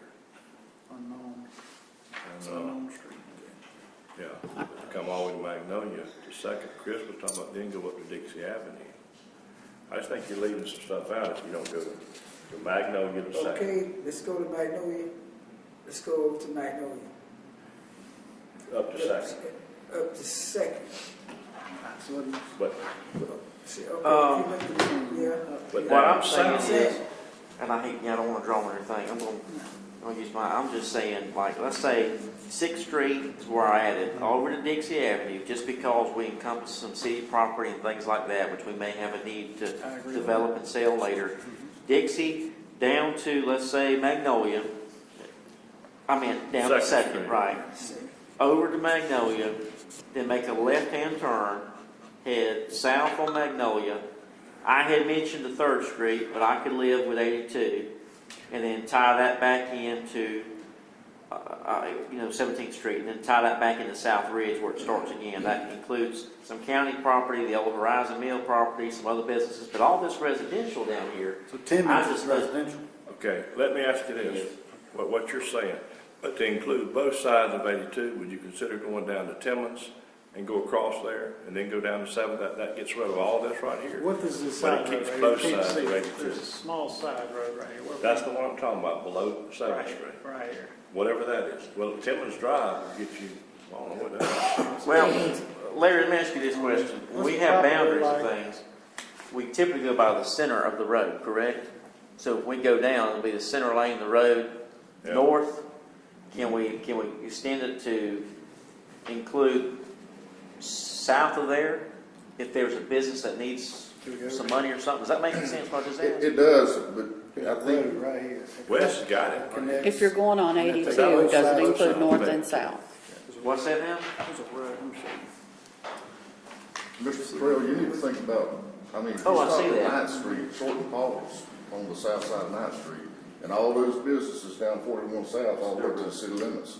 If you stop at 9th Street, you're cutting all that business out on 41 South. Well, if you made that the boundary. They're still, though, within the enterprise and opportunity zone. So we did this right here, That's, y'all were talking like about that the right business there, is that what area. you're saying? Yeah, we're talking about central business I mean, I district. could live But with they're it. still eligible for anything Yeah, no, that the I agree DEA. I agree with that. No, not all So, of them. yeah, we do this go Magnolia and encompass back. We do that, we took both sides of Take 82. both sides of it to this. Let me show you what Wes and I were just looking Hey, at. Magnolia hits 82. Forget all this BS down here, and just include this, and then that little dirt road right there. And actually, Wes saw that little road there, I didn't even know that was there. Come across and hit Are Dixie. you okay with cutting all this out? And I could be okay with going up this far over if we could do this. Rather than, where's City Hall right now? Put City a little dot Hall. where City Hall is right City Hall right now would be like right, They're just getting all these houses out. now. If there's any way So you'd be, to, there's 82. You got both sides of Ridge 82. and Park are I think that's Timmons. very All the way to Timmons, delicate, come back. they're very delicate from a, they don't know if they want to be residential. Is that gonna be transitional? Yes, they're very, and yes, West Timmons. yes. where's yes. the? But anyway, I want to protect, I'm right over here. Don't you know? Yeah, exactly, I'm on Dixie Road. But, if we could not go, if we could exclude I'm good with that. Park Be honest with you. and Okay. Ridge from 4th Street north, Okay, so let me get this to try straight. to preserve the So residential you're talking aspect. about drawing a boundary right here at Fourth, and cut it to here, Bring it all the way over to Central, central, and then up. and then all the way up, and cut that out, So you're talking about eliminating this. yes. Now, And do if you we think- could eliminate that, then I could go out to Magnolia. Now, is there gonna be one day somebody that decides they need to get some sort of opportunity, something from the DDA, like an energy house or something? I don't, they're still foresee in the, that? they're still in the enterprise and opportunity zone. We haven't changed that at all. That Okay. boundary is still, what we're talking about is the central business So you district. say eliminate this residential area? Yes, yes. Which one, y'all? You see, let me, I'm gonna get in front of the two of you guys, so y'all will see what we're talking about. See how this is more basically just residential? That's RP zoned through there, and it's a very delicate, those two streets are really delicate transitional streets. and of course I had mentioned up to 6th Street. What Julie's proposing is just cut the line at Central, cut all the way down to 4th, and then 4th, straight line all the way over to Baltimore, and then over to Dixie Avenue, then down to 2nd, over to Magnolia, and then down the whole 9 yards over here. And just taking out this residential up here. You do this, you just cut out the newest member of the DDA. Because his business goes down to right here between Well, those two streets, 6th Street. His businesses are south of 6th Street. You go to 4th, you just cut him out right here. I don't see going, Well, because all but- that is RP. I know, but those two streets are in a delicate balance. All it's going to take is one tip one way to end up with that hole that Hayward was talking about, where you're going to have we need to preserve that residential, as much of that residential aspect of that street as possible. Those two streets. It's RP though. I don't care. There's still that R there, is my point. So my point is to try to preserve that. We're only talking about Central Business District, and that being RP. RP is a good buffer boundary leading into a Central Business District. It doesn't need to be a part of the Central Business District. Well, to go all the way down to 4th Street, you've almost gone into the 2nd Street and the land. You cut out. But if we can cut that out, then I have no issue going out to Magnolia and swinging out that and picking up that leg out there. I'm sorry. That's okay. Well, I don't like it because it cuts Bird out. He's the newest person to be on our board, and that's the only way he can be on that board. He has been part of the problem within that neighborhood. He's a slumlord, and I'll go ahead and say it. And That's he's not not. what Buck Rigdon tells me. Well, Buck's very proud of I him. talked to Buck today, as a matter of fact. But He called him a slumlord. no, Buck didn't. I did. That's my words. Well, He, I just you know, think that's. so I don't. I mean, it doesn't matter to me where his business is. Those two streets are delicate streets that we need that are in my district, that we need to preserve the residential aspect of an RP zoned area, and it's a good buffer into a central business district. They are not part of a they should not be part of a central business Well, district. this is your district too. You're going with East 6.5 Street stays in, all that stuff. I don't see any difference in that and the stuff south of 8th Street. Anything, all that RP zoned area, I'd love to take out. But Central is not, Central Avenue, there's very few residences on Central. There are some, but there's very few. There's very few residences on Love Avenue. There's still a lot of residences on Park and Ridge. And I can't do it. those need to be preserved. I'll go halfway with you and go to 6th Street, but I can't go any. But if we're drawing the line, You're only talking about one block. I know that, but one block is, let's see, how many houses? Let me think how many houses are in between. You pick up, let's see, hold on, let me just think for who lives there. The Brett Wagonhorse house that he just bought, the energy efficient house, you pick up the Bajeron house. All of those houses on that side are residential. If you come across the street, you have a business on the corner, on the two corners, but everything on Ridge between 4th and 6th is residential with the exception of the two end properties. Everything else is residential. No, I disagree with that. You got. Jamie, that's where I live. I know. I'm right. We're talking about Central Avenue? No, we're talking about Ridge and Park. Okay, so I'm just trying to get my story Okay. straight. So I thought at 6th Street to 4th Street, I know you got Halstead right there. When you started 4th Street. Halstead's not there anymore. Huh? That's a corner lot that is Lifehouse Ministries. It's a corner property. It's Lifehouse Ministries. Yeah, but it was commercial. It's I know, RP. but it's RP, right? It's not being used as a house. No, it's RP. Okay, then you have something to the side of that. It's a house. That's you a have house. the Stires house. That's two houses. At that, you got all Bird. Exactly, and it's Bird all takes residential. everything. It's a residential profession. But my point is that is all residential. So if we're saying we're going to take the residential out over on Davis, Belmont, and Tyson, we're going to take the residential out on Birch, Walnut, and Hickory. I want to take the residential out on Park and Ridge. I would probably go along with it if you're talking about everything on East Park, okay, that gives you the East Park and knocks all this out. But on West Park, go up to 6th Street, come back over here and tie on, go across the railroad track and tie on what he's talking about the Victory Drive. Take Victory all the way up to 6th, go to the center line of Park, and that gives you all your residential. But it keeps the residential professional intact. I'm gonna vote With some of against, it, I'd have it's to vote business. against that. Like I said, my compromise is I'll swing with you out to Magnolia, that's fine, and we can swing down farther south.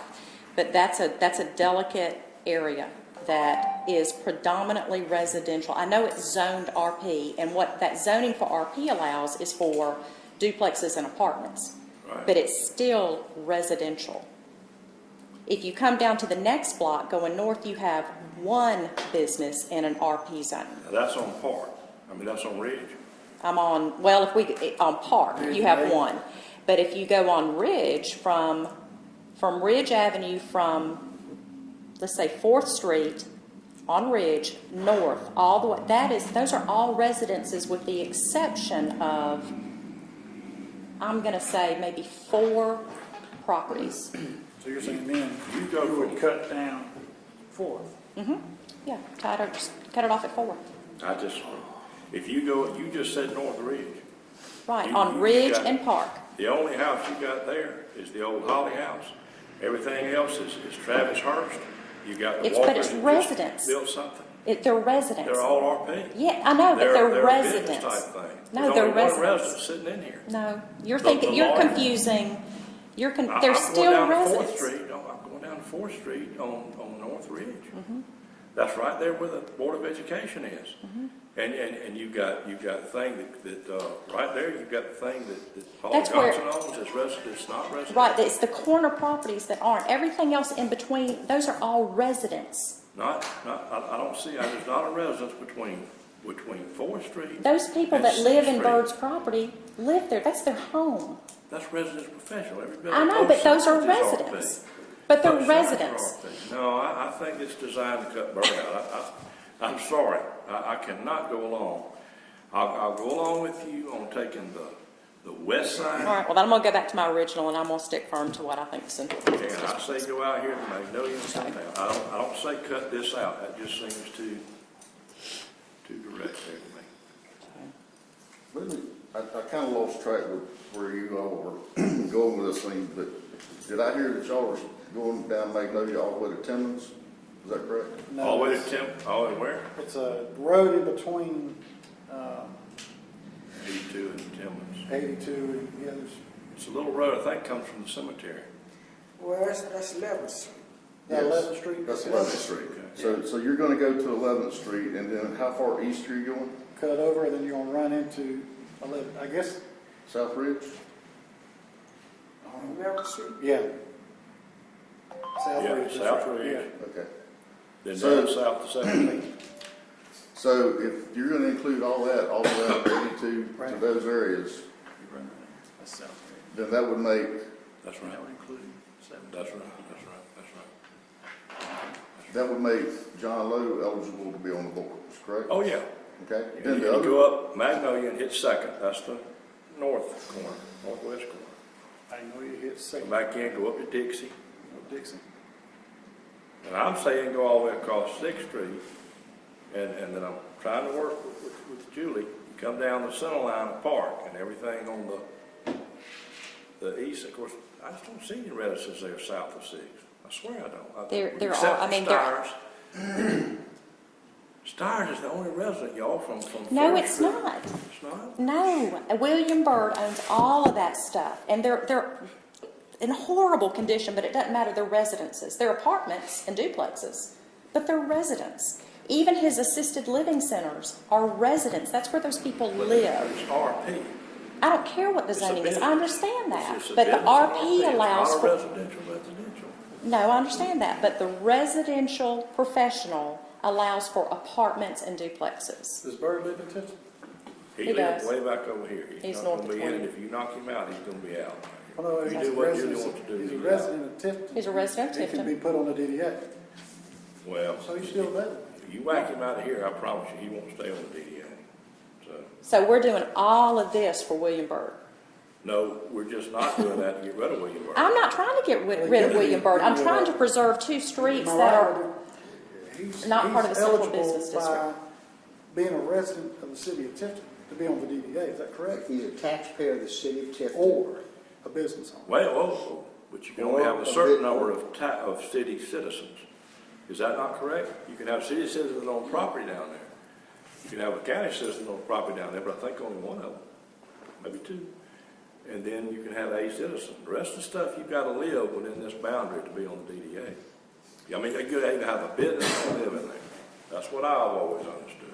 Well, I don't know why we can't just, it's a perfect line just to take it and go right back over here like Chris said and come right down 6th Street and come down and chop it off. If William Byrd didn't live there, would you agree to what I'm proposing? If William Byrd, I'm not live there, I'm sorry, if William Byrd owned that, if William Byrd owned Railway Freight or that business or that property, and that's all he had, would we be having this discussion on those two streets that are so delicate? Is a side note. My main point here is all that's RP. I know, but I understand It just that. happens to cut him out. That was the secondary thing. Primary is, that's all RP for me. RP is not just professional, RP is multifamily residential. Which is not residential. And that's You mean to the tell me if point I you're live in making. an apartment, I'm not a resident of that neighborhood? You're mixing the facts. No, you're not understanding what I'm saying. Residential professional allows for multifamily residential development. Right. Okay? I go in there and I want to buy one of these big old houses on Ridge, and I want to divide it into 2 apartments. I'm going to live upstairs. That's my personal residence. I'm going to rent out the bottom. That person that pays me rent is a resident of that neighborhood. That's residential. It's income producing to me. RP allows for that, but it's still residential, and that's my point. You have very few businesses on Ridge and Park between 4th and 12th. You have income producing residences. Why do you think they made an RP zone? I know that. It's so that you can have a business to rent to others. That's a business to me. Okay, but the people that live there, that's their residence. People that own it, that's their investment. That's their business investment to have a house. Okay, that's They can fine. divide up And I put agree people- with you on that, but the point is, they didn't put offices there. They put residents there. And those residents, because they rent that apartment on that big old house on Ridge, have a right to the residential aspect of what they're paying rent for. So just because they pay rent to somebody doesn't mean that it's not residential. Whether they're paying Chase Manhattan Loan for a mortgage or they're paying William Byrd for a rental, it's still residential. It's resident professional, and a lot of other things can go in for resident professional. I understand You can that, put a but massage right, bar, you can put and that's my a number of point, things. and that's my point. Thank you. You're making my point for me. If we make those streets part of the central business district, Right. you will lose the residential aspect of 2 streets that are very important to the tax base, 2 streets that are teetering on the edge because of William Byrd. His property is in deplorable condition. But that's fine. It's still a free country. If he wants to keep it that way, that's fine. I'm just saying the people that live there are the residences, whether they are renting or owned. They're still the residences. Hey, I see what you're saying, but let's just take the area from 4th Street to 6th Street. Let's go down Ridge. I'm seeing If it in William my Byrd mind- owned that property, would we be having this Can discussion? I finish it? No. I mean, Okay. that's not, no, I said, no, we have nothing to do with it. I said, if he had a thing over here, that's secondary. I just simply thought that's why it was being made. That's the only reason I brought it up. It has But to, it's my if you'll funny, ride through, that is, get in the car with me and we'll go Can I ride through. finish? Okay, go ahead, I'm sorry. y'all, if you got 4th Street right here, okay? Everybody watching? You got 4th Street here. You got Ridge Avenue that goes to 6th Street here. There is not any residential houses that belong to like the historical district that would fix their house. There is nothing between 4th and 6th Street on Ridge. When you go over to Park, all you have is you do have Mr. and Miss Steyer that's sitting there. But that was RP when they bought into it, if I'm not mistaken. No. And I don't know of any other houses that are up there, except the ones on the new. You have Jill Wait a and minute, Jake. I'm not quite Well, I was going to name all the residents that live Okay, there. but this is the Yeah. one on the east side, I'm agreeing with you. On Park Avenue, let's take it, go down the center line. that salvages those residential houses. But if you go on the west side of Park Avenue between 4th and 6th, you only have Star. No, you don't. You've Those got are the old Smith house. residences. You got the old, remember, who was that guy? They're all residences, Are we talking about Ridge or are we talking about? I'm talking about Park. both. I already gone up Ridge. There is no residential. It's all residential. There is no residence between 4th and 6th. On Ridge, on Park, you have the Stars and that's it. That's not true. On the east side, okay, tell me who else you have in there. Because I'm looking at the old Smith house of 6th, and I'm not arguing, if I'm raising my voice, it's going to kind of raise a point, I'm not mad at you. But if you have 6th and Park, that's the old Smith house. He's turning that into it's an RP, and he's turning that into something. He's got the house right there, the course he used to live in. He's got that house. Then you got another house that he owns that he rents out. Then you got the Stars. Then there's something I'm not sure of here. Then you have That's the a thing. residence. They're all residents. No, they're all resident professionals. You've only got 2 people living on that side No, of the you road. don't. You have, that are he residents. has, You he got has, more RP. he has probably 15 people living in his assisted living center. That's where their mail No, comes, no, that's no, their no, residence. that's RP. And then you go next Across the door street. and he has an apartment there that's in deplorable condition that he probably has 8 or 10 people living in. It's society group. And then you go to the next one. I mean, there's a lot of people who live there. That live in a resident professional that somebody bought so they can make it so a lot of people can live there, so they can make money. It's their business. That's their business. That's all I'm saying. If you mess with that. Who's the city representative, I guess, it doesn't have a business downtown on the DDA right now? Say that again, what'd you say? Who is the city, I guess? Representative that Yeah. doesn't own a business in the area? Right. I don't know. Who is that also on the city council? Well, you How got many Jack people Stahl have- that lives in the county, He but has a owns a business. business. Right. You got, He's got a business. John Lowe.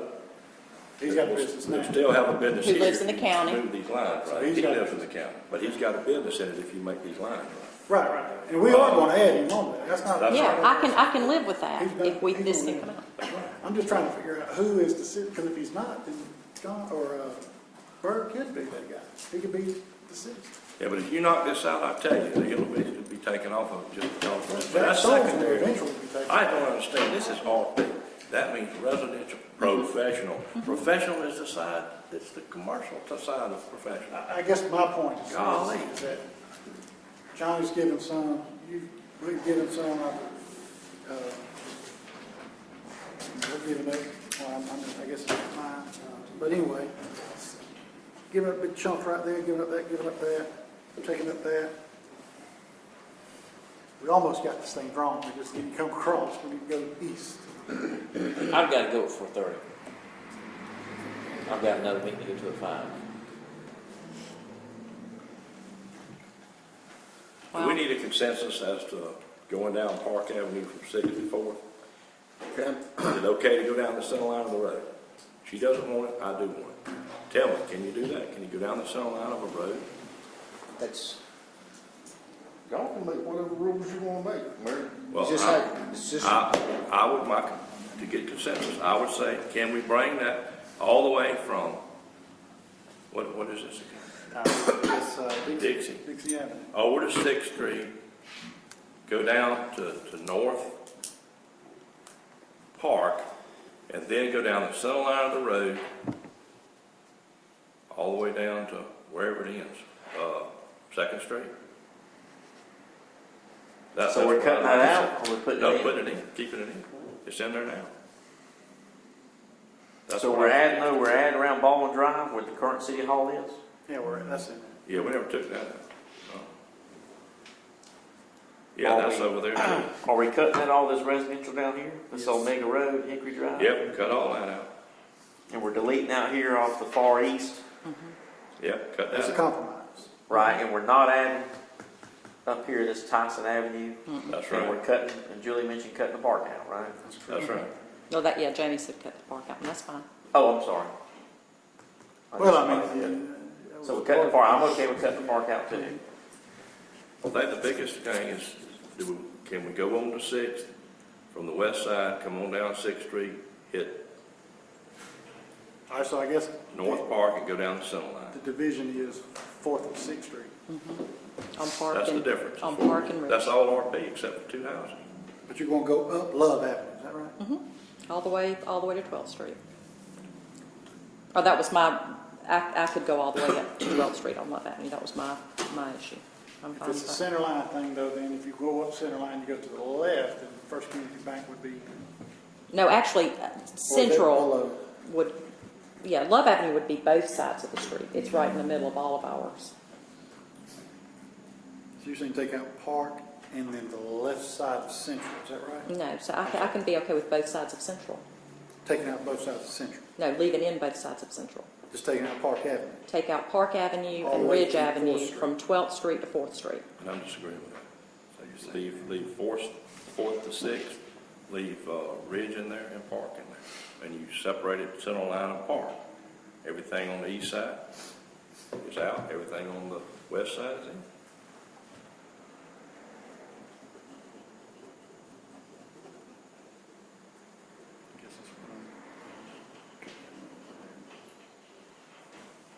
And you're saying, Mayor, do it here. Yeah, on 6th Street. That's all I'm saying. That's the big difference right now. But if you, I mean, you're right. If Bird can be the I'll call the Lone Ranger for lack of a better word, of the person who is the city resident that can be appointed, and he proves himself to be a good DDA member, he'll be reappointed. Yeah, I don't know who's wanting to get rid of it. No, my point is, this is resident professional. I can't see knocking all this out. There's one house in here. God, I can't see it. Can we get a consensus? What do you want to do? It don't matter to me. I ain't got no job. What do you want? I mean, Mine's low. I can go either way on it, but I mean, it is getting pretty close down in there. I'm okay either way. I'm okay with the 6th Street. I'm okay with the 6th. You okay with the 6th? Like I said, I ain't got, whatever. Are you okay with the 6th? You know, we've compromised so well. I mean, we've compromised so well. Okay. We're looking at A block. a block and a half. And I don't think the block's gonna make that much difference. It's all residents professional except for one house. You wouldn't say that if it was within spitting distance of your house. I might. Yeah, I might. Because it's RP. If I chose to live close to RP, I probably would say that. But people buy RP for business reasons. Not necessarily. Well, Some there- people buy I bet RP there's for some RP residences. in Davis Avenue, Like a downtown Belmont, park. Tyson. RP all over here. Or what about over here? Or what about over Very here? little RP there. Although there's some. Oh, I know it's not. Where are you pointing? I'm talking about that we delete.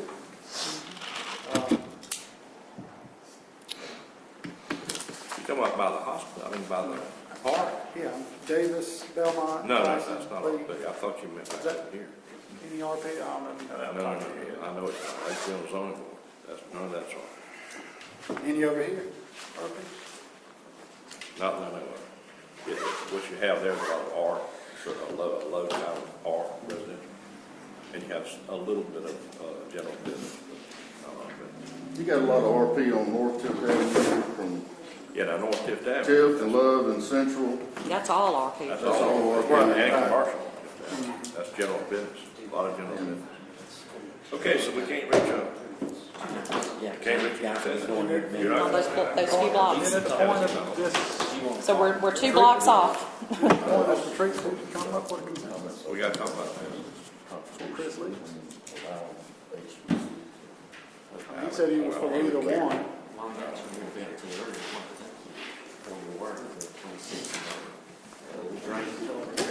Well, just want to mention that we have one item for a call meeting. It'll take 1 minute to address with council, but that's something I need to get handled before we leave. Okay?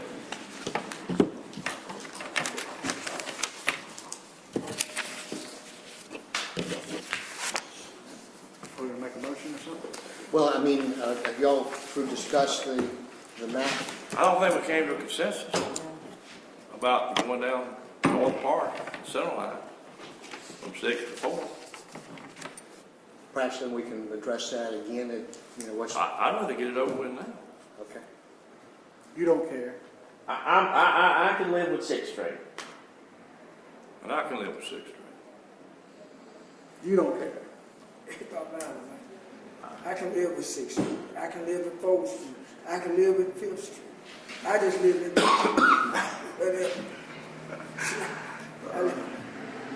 I live on 13th Street. That's what I agree with. Right there. West 13th Street. So if y'all want to go 6th Street, go 6th Street. All right, You want to go 6th Street? what do you want? I mean, I don't care. I see what Julie's saying. I see what you're saying. Okay. I mean, we've compromised so well with the other districts and with the other folks adding, where we've added people on there to protect them. Not that we're not trying to protect Mr. Byrd at all by any means. I think he's going to be a good member. I don't think he's going to be anybody that we're going to be kicking off as soon as whatever happens anywhere. So I mean, we've compromised so well. Why 4th? I mean, why not 4th Street? I guess. Why not 6th Street? I guess. Because I gave It's you simple. all of Magnolia and 82 and all the way out there. Work with me. It's all RP except for one It house. is, I agree. It's all RP. You said 6 is okay. You said it don't matter to you, so that means 6 is okay. That also means 4th is okay. Are you gonna say 6? It's a three swing, three. Yes, 333. No matter how you slice it. Doesn't matter. But 6th, if you want to go 6th Street, go 6th Street. He Well, said 6, so that's a I consensus. am shot tomorrow, and I tell you Is what, that a we're going to consensus? GMA. We'll have some free time over there.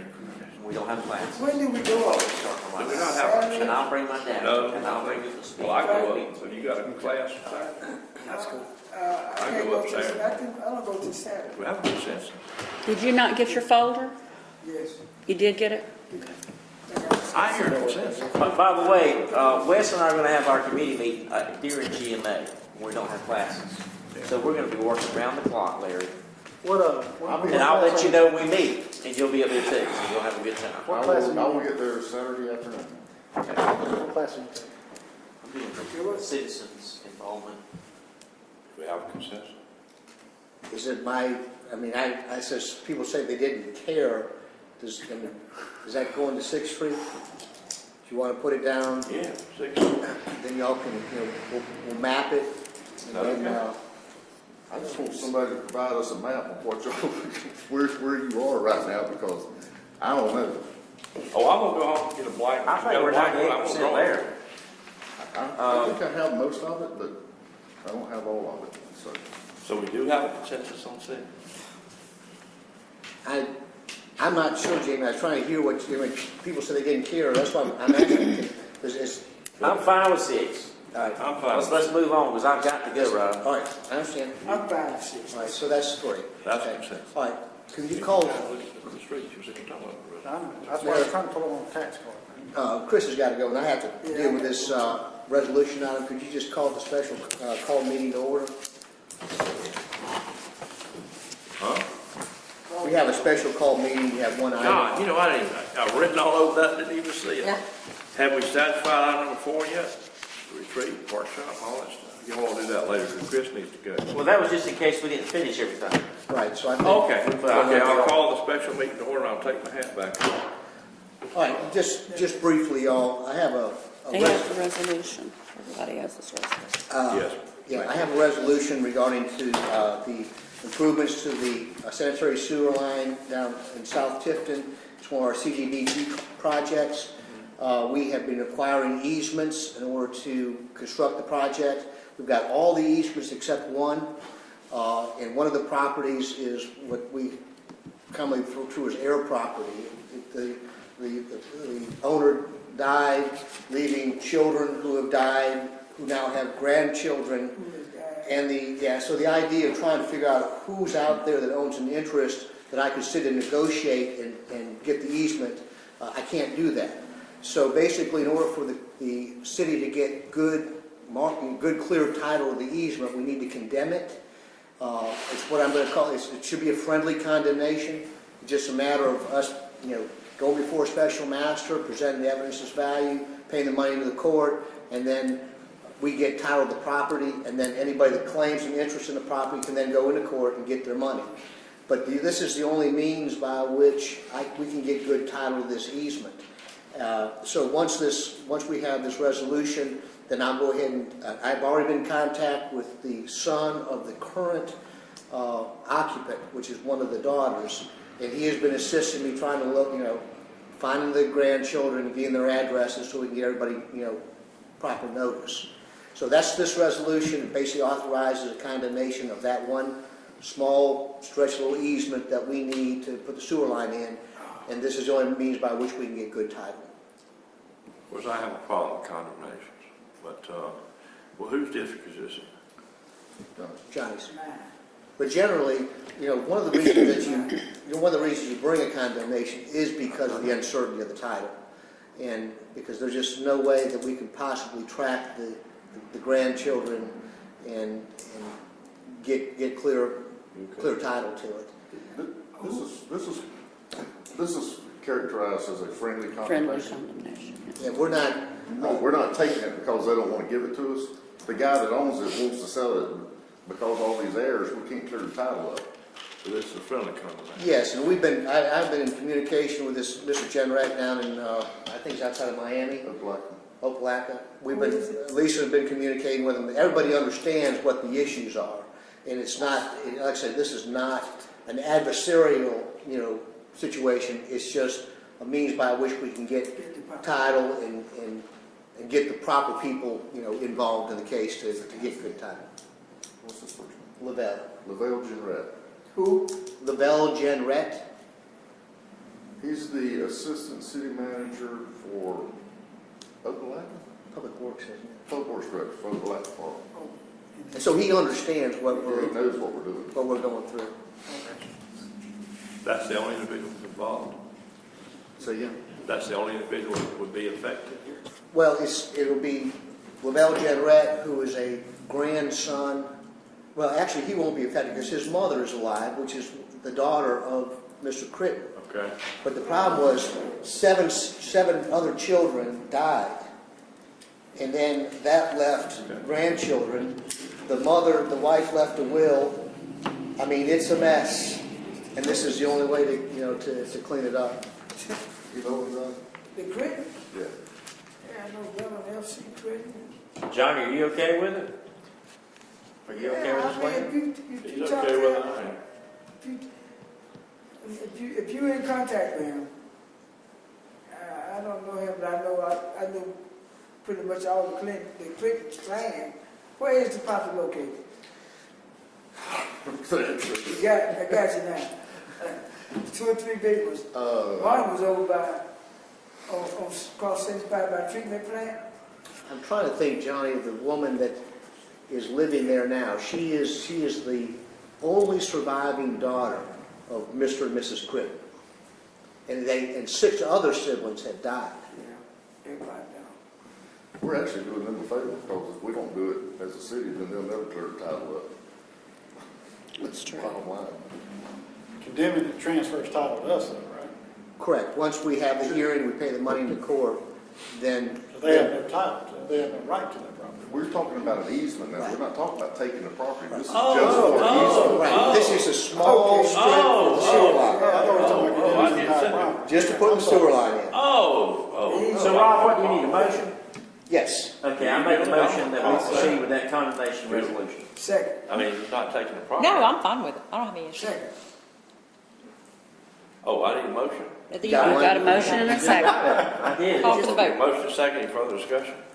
Seeing none, all in favor, please signify by raising your right hand and saying aye. Aye.